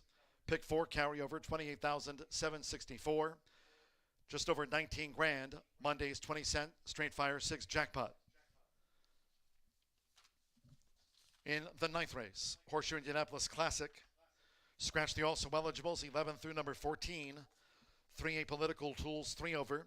7 Jess Over Yonder plus 3. 10 Delray's Wagon Train, 4 over. Exacta, trifecta, superfecta. 10-cent quarter horse pentafecta bets and start of a quarter horse double off at 6:16. Here's a Maiden Juvenile Turf race rewind. Here's early bids by Foxy Buxy, and Plain or Peanut will be 4 wide out to the stretch.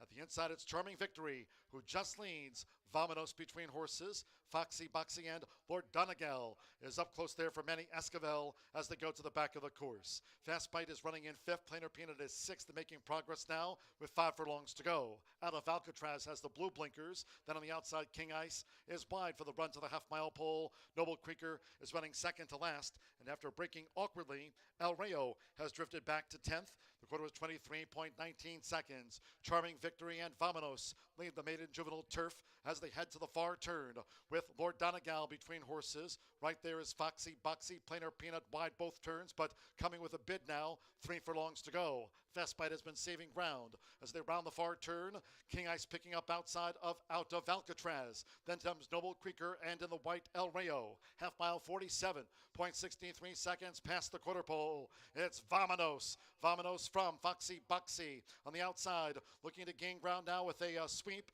is a Plain or Peanut after 3/4 as they come down to the final furlong. It's Vominos. Fast Bite attacks from the rail. Lord Donegal, Plain or Peanut now flattens out King Ice. El Rayo from the back as Foxy Buxy gives way. Drifting on the far outside, Vominos. It's Fast Bite and Edgar Morales. Lord Donegal and El Rayo both late on the scene. Fast Bite wins by 2 from Lord Donegal on the wire for second, and then Vominos with El Rayo. King Ice was next.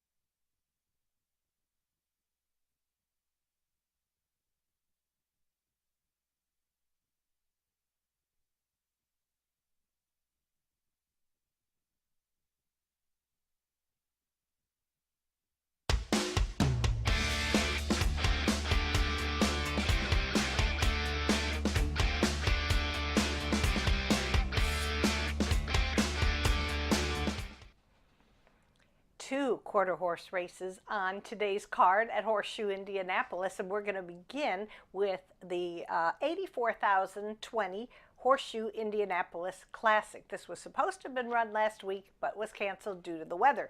Let's go to the paddock and preview this excellent field of fillies and mares. And I'm going to begin with number 4, One Night Too Long.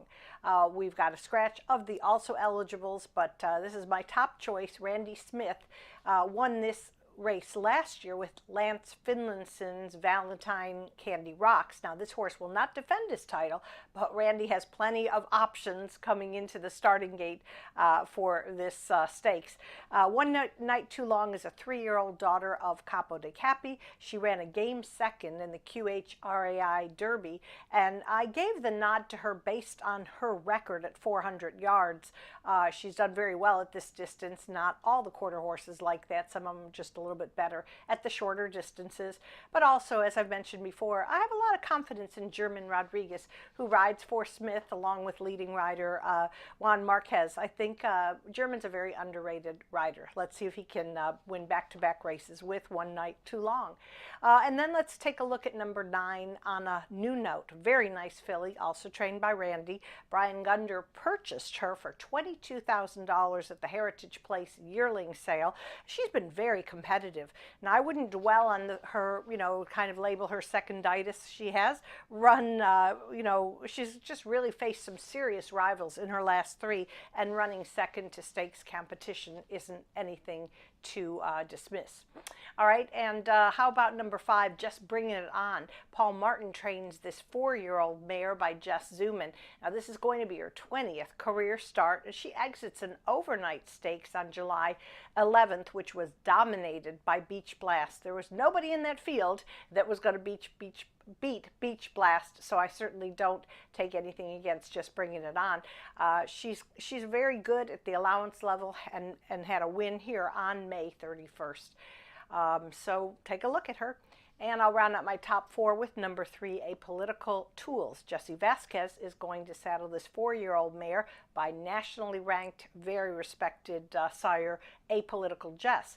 Now, her form reversal on June 27th really impressed me. So if she could break well and maintain that straight path this afternoon, bombs away. But I doubt she'll be 20-1 at post time. All right, I'm going 4, 9, 5, 3. Good luck to everybody, all the fillies and mares and their connections in this race. And I'll be back. We have one more quarter horse race to close out the racing week at Horseshoe Indianapolis.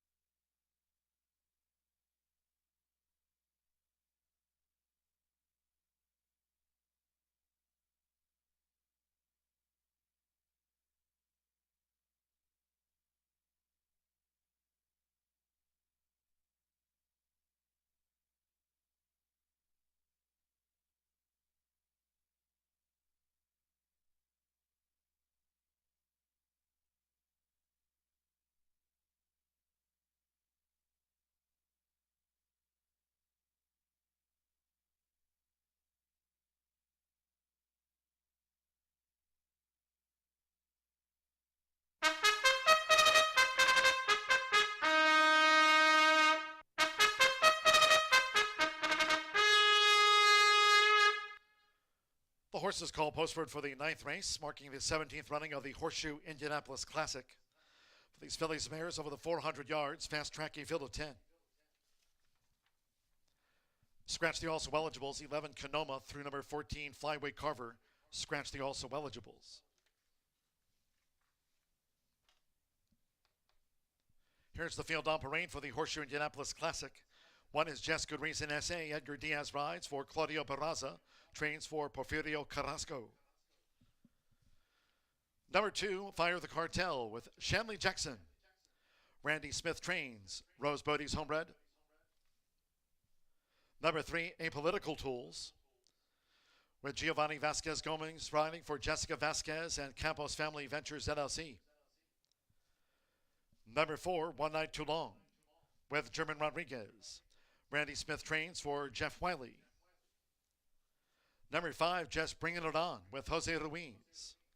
Paul Martin trains, owned by Julia Ray and Tyler Martin. Number 6, Relentless Chick with Eric Espeda. Trained by Karen Yike for PLJ Farms LLC, a Butch and trainer Karen Yike. Number 7, She's Just Over Yonder with Rolanda Pina. Tim Eggleston trains, owned by breeder Nick Johnson's JF Racing Stables LLC, the Louisiana bred. Number 8 is Just Give Me a Kiss with the Cidrio Banuelos for Mario Rodriguez Jr. trains and owns the Texas bred mare.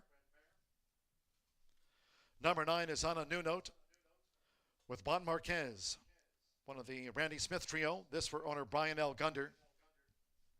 And the 10 is Delray's Wagon Train with L.D. Martinez. Tony Cunningham trains for A Win Investments. The field for the Horseshoe Indianapolis Classic over the 400 yards. Overweights reported the 3+3, the 7+3, and the 10+4. Exacta, trifecta, superfecta, 10-cent pentafecta bets, and start of the quarter horse double, and it's due off now.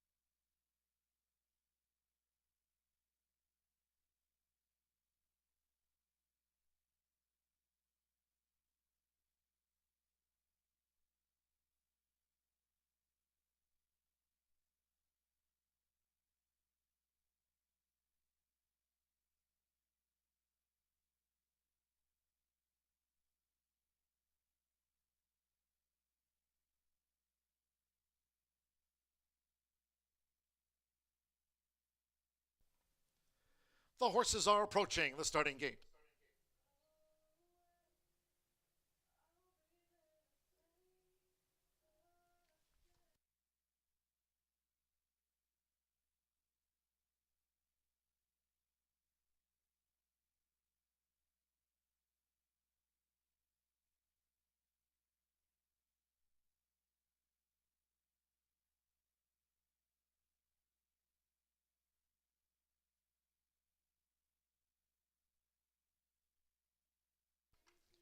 The horses have reached the starting gate. It's post time for the Horseshoe Indianapolis Classic.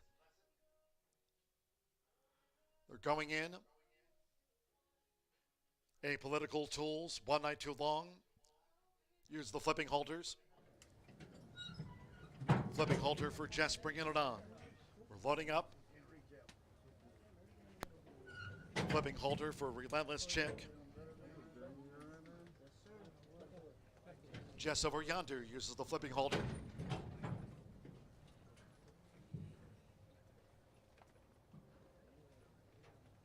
Over the classic 400 yards, fast track, no wind. Jess, give me a kiss. Jess, Good Reason SA has the rail draw. On a new note. 8-5 favorite on a new note. Now Fire the Cartel. Like One Night Too Long and On a New Note for Randy Smith. One more, Delway's Wagon Train.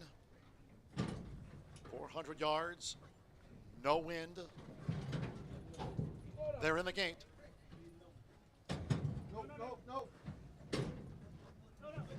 No.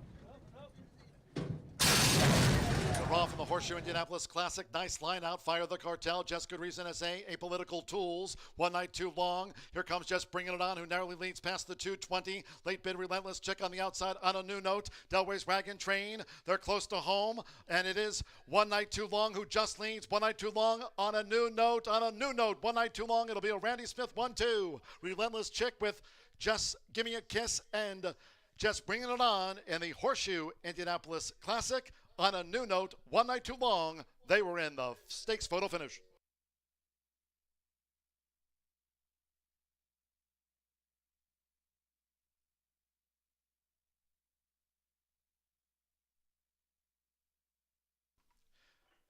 Stewart's inquiry will concern the run inside the final 220 yards, concentrating on 3 apolitical tools. We're standing by for the full running order from the judges. They were quick to call an inquiry into the Horseshoe Indianapolis Classic, and the inquiry will zero in on apolitical tools number 3. It's 9-4-6-5-8.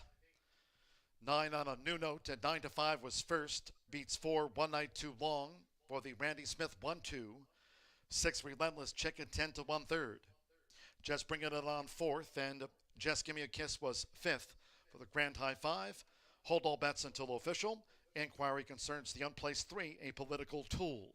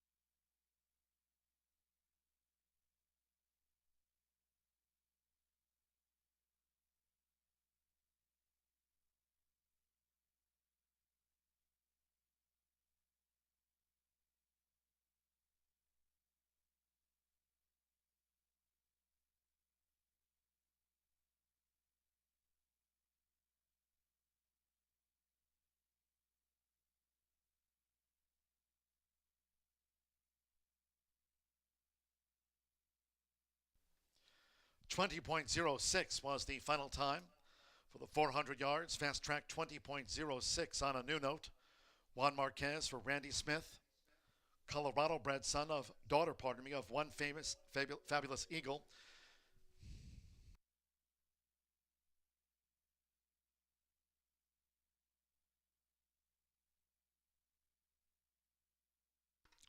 Stewards have made a disqualification of 3 apolitical tools from 7th to last. for causing interference through the stretch of the Horseshoe Indianapolis Classic. 3 Apolitical Tools DQ'd 7th to last. Again, it's 9-4-6-5-8. That was 3 Apolitical Tools disqualified 7th to last for coming in and causing interference with rivals inside the final 220 yards. On a new note, once again, a One Fabulous Eagle mare bred in Colorado. And it's official.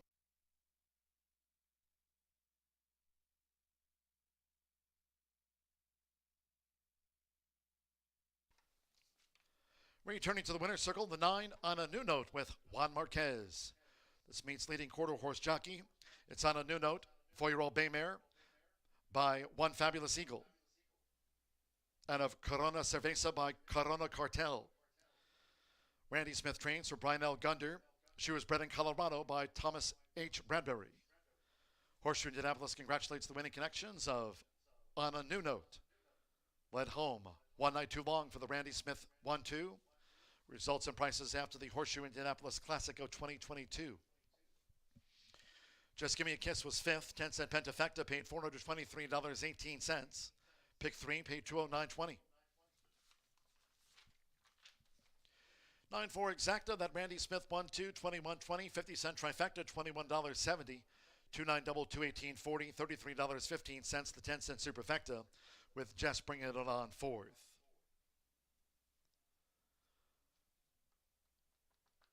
Horseshoe Indianapolis Director of Racing, Racing Secretary Chris Polson making the presentation. So the winning connections of On a New Note, winner of the Horseshoe Indianapolis Classic.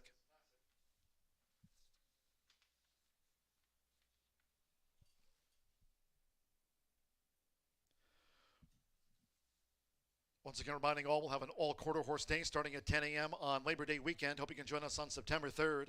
All quarter horse action. For more, go to www.indianaquarterhorseracing.com.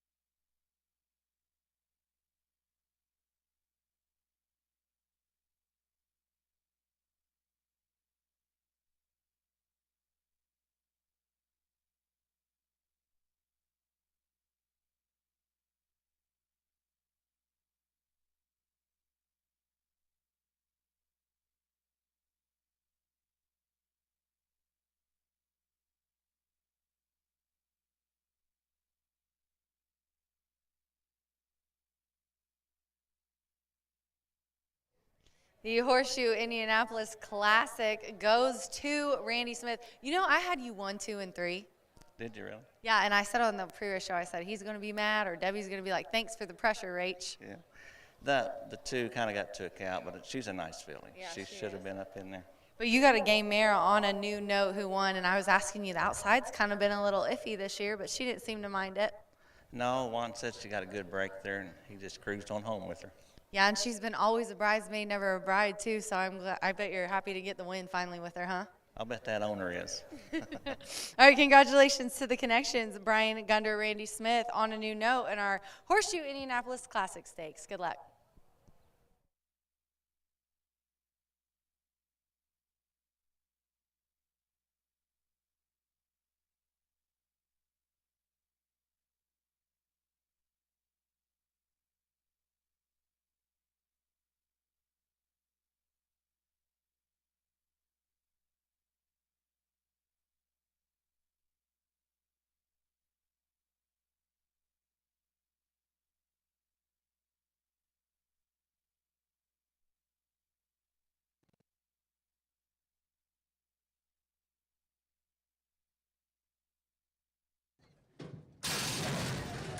Horseshoe Indianapolis Classic. Nice line out. Fire the Cartel. Just Good Reason SA. Apolitical Tools. One Night Too Long. Here comes Just Bringing It On, who narrowly leads past the 220. Late Bid Relentless. Check on the outside on a new note. Delway's Wagon Train. They're close to home. And it is One Night Too Long who just leads. One Night Too Long on a new note. On a new note. One Night Too Long. It'll be a Randy Smith 1-2. Relentless Chick with Just Gimme.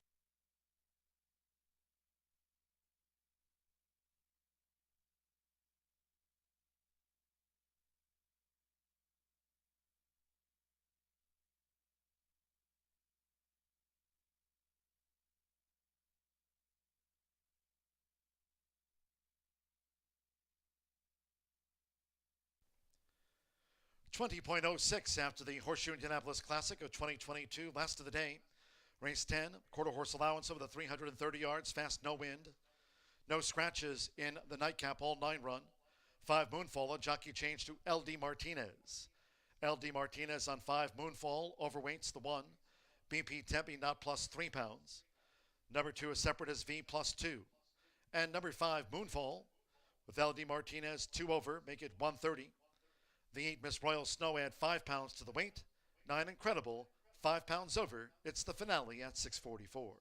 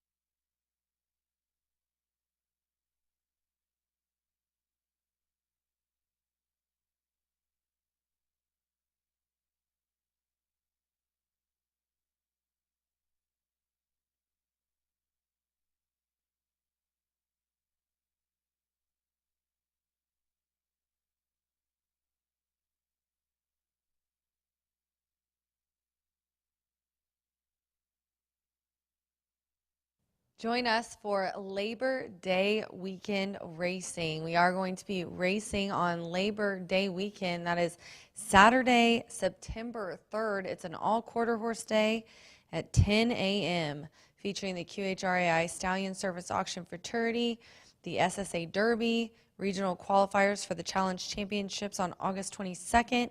There's going to be a free golf simulator, food trucks, winter circle promotions, and much more. Labor Day weekend racing here at Horseshoe, Indianapolis. Hello, I'm Selena Molina, singer, actress, animal lover, and racehorse owner. Few things give me greater joy than to watch them do what they truly love, to compete at the racetrack. And like thousands of other quarter horse owners, I respect and love my horses and give them the best of care. They're like family. Come see the world's fastest athletes at a racetrack near you. I might just see you there.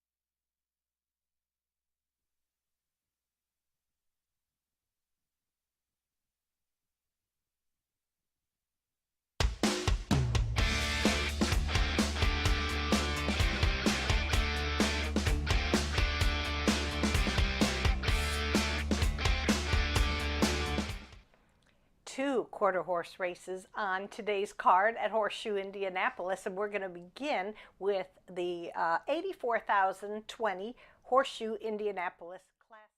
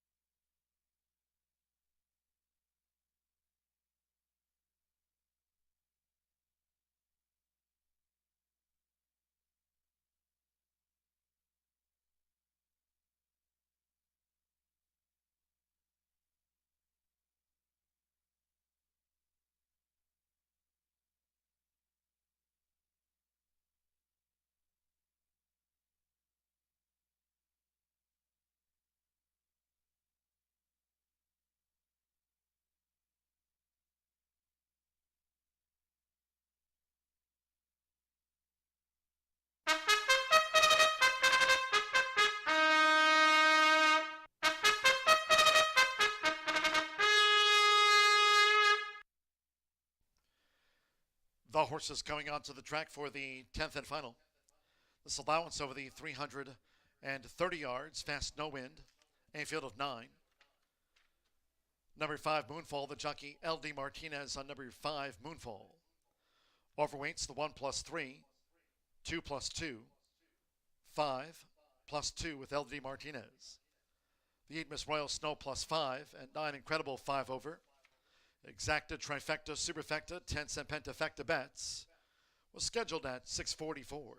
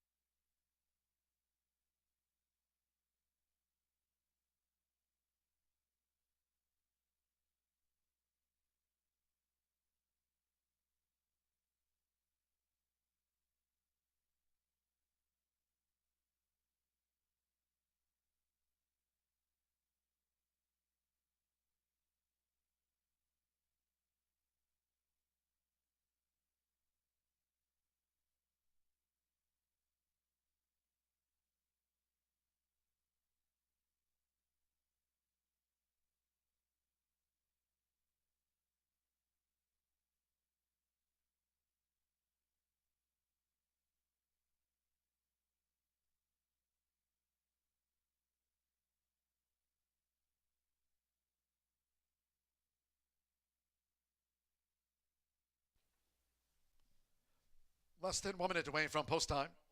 Less than 1 minute.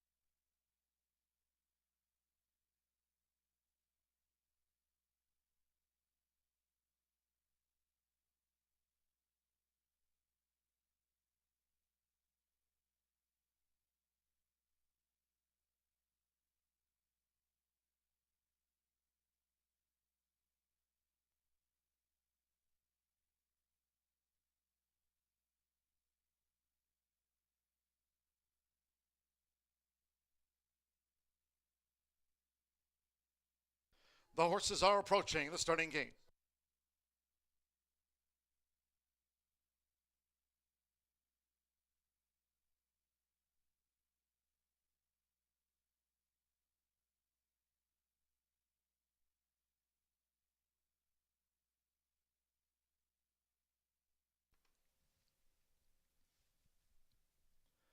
The horses have reached the starting gate. It is now post time.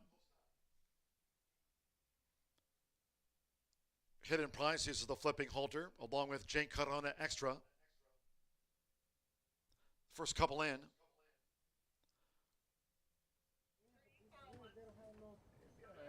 BP Tempe not has the rail draw.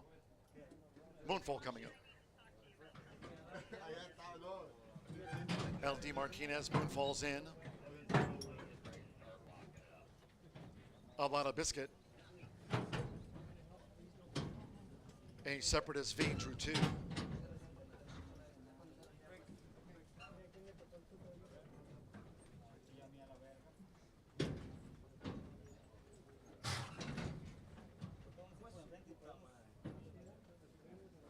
Miss Royal Snow coming up. Carter Can, Juan Marquez riding for the final double with Randy Smith. After Anna Nuno won the Horseshoe Indianapolis Classic over the 400 yards, Carter Can is in. Incredible 5-2, the final favorite, Incredible. 7-2, Carter Can and BP Tempe Knot. One more, Rolando Pino, Incredible. Corona Cartel Colt, 3-1 final favorite. Last of the day, all in. They're off, racing 330 yards. Fast start for Jay Corona Extra nearest the inside. Here's BP Tempe Knot, who dashes out past the 220. Chasing that is a Separatist V. And on the outside, late bid by Incredible. It's BP Tempe Knot for Giovanni Vasquez Gomez. BP Tempe Knot to win it from Incredible. Then a Separatist V with Jay Corona Extra Moonfall. Avada Biscuit with Carter Ken, Miss Royal Snow, and among those last to pull up after the 330 yards, Hidden Prize.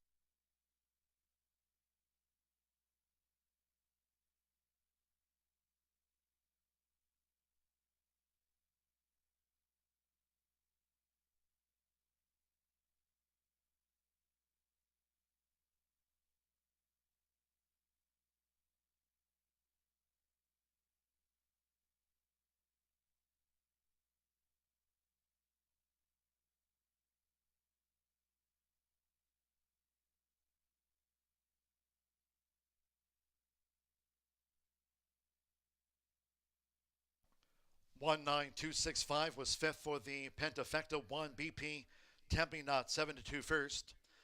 Number 9 Incredible 5-2. Final favorite was the Place Horse. 2 a Separatist V 12-1 third.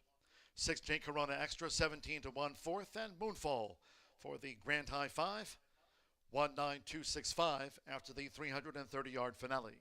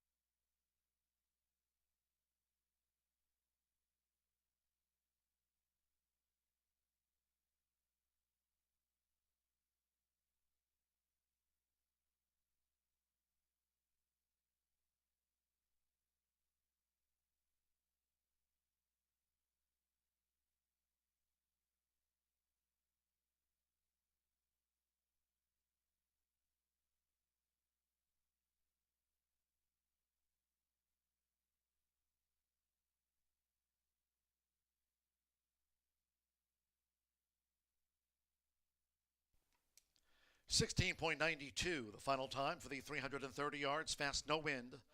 BP Tempe Knot 7-2. Giovanni Vasquez Gomez for Jessica Vasquez. Campos Family Ventures LLC in 16.92 official.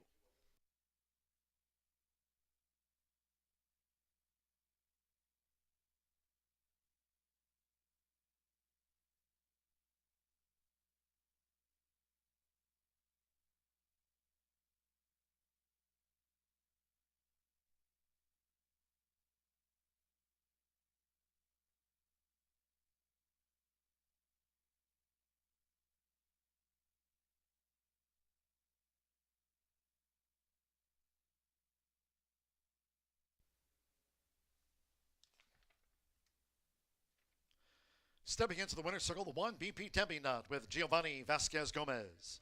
The winner's a 4-year-old brown mare by Tempting Dash. Out of PYC Takes All by PYC Paint Your Wagon. The winner was bred in Oklahoma by Bill Price. Jessica Vasquez trains for Campos Family Ventures LLC. Horseshoe Indianapolis congratulates the winning connections. She's BP Tempe Knot in 16.92 fast no wind. $9.60 to win on BP Tempe Knot.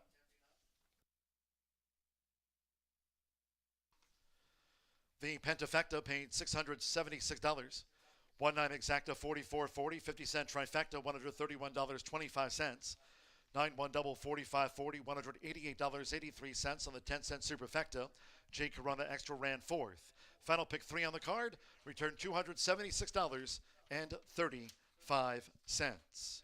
That concludes our live racing program for today. We thank all that joined us here at the races. Cheers to all who tuned in. Live racing resumes on Monday. Monday first race post time at 2:30 p.m. Eastern. Back on Monday with carryovers in the 50-cent late pick 4 on Monday. Late pick 4 carryover, $28,764. Monday's 50-cent pick 5 carryover, $24,556. And also on Monday, 20-cent Street Fire 6 jackpot, that stands at $19,009. Back on Monday with an opener at 2:30 p.m. Eastern and carryovers galore. For more, follow and tweet us all weekend long at HS Indy Racing. No live racing Friday, Saturday, and Sunday. As noted, Monday off at 2:30. Final race rewind coming up.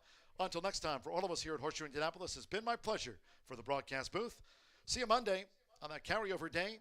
Track announcer John Giuliani saying goodnight.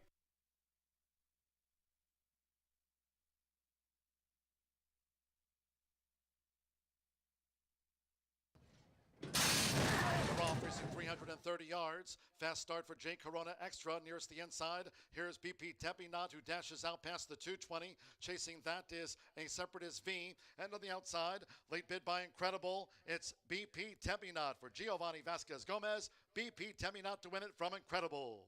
Then a Separatist V with J Corona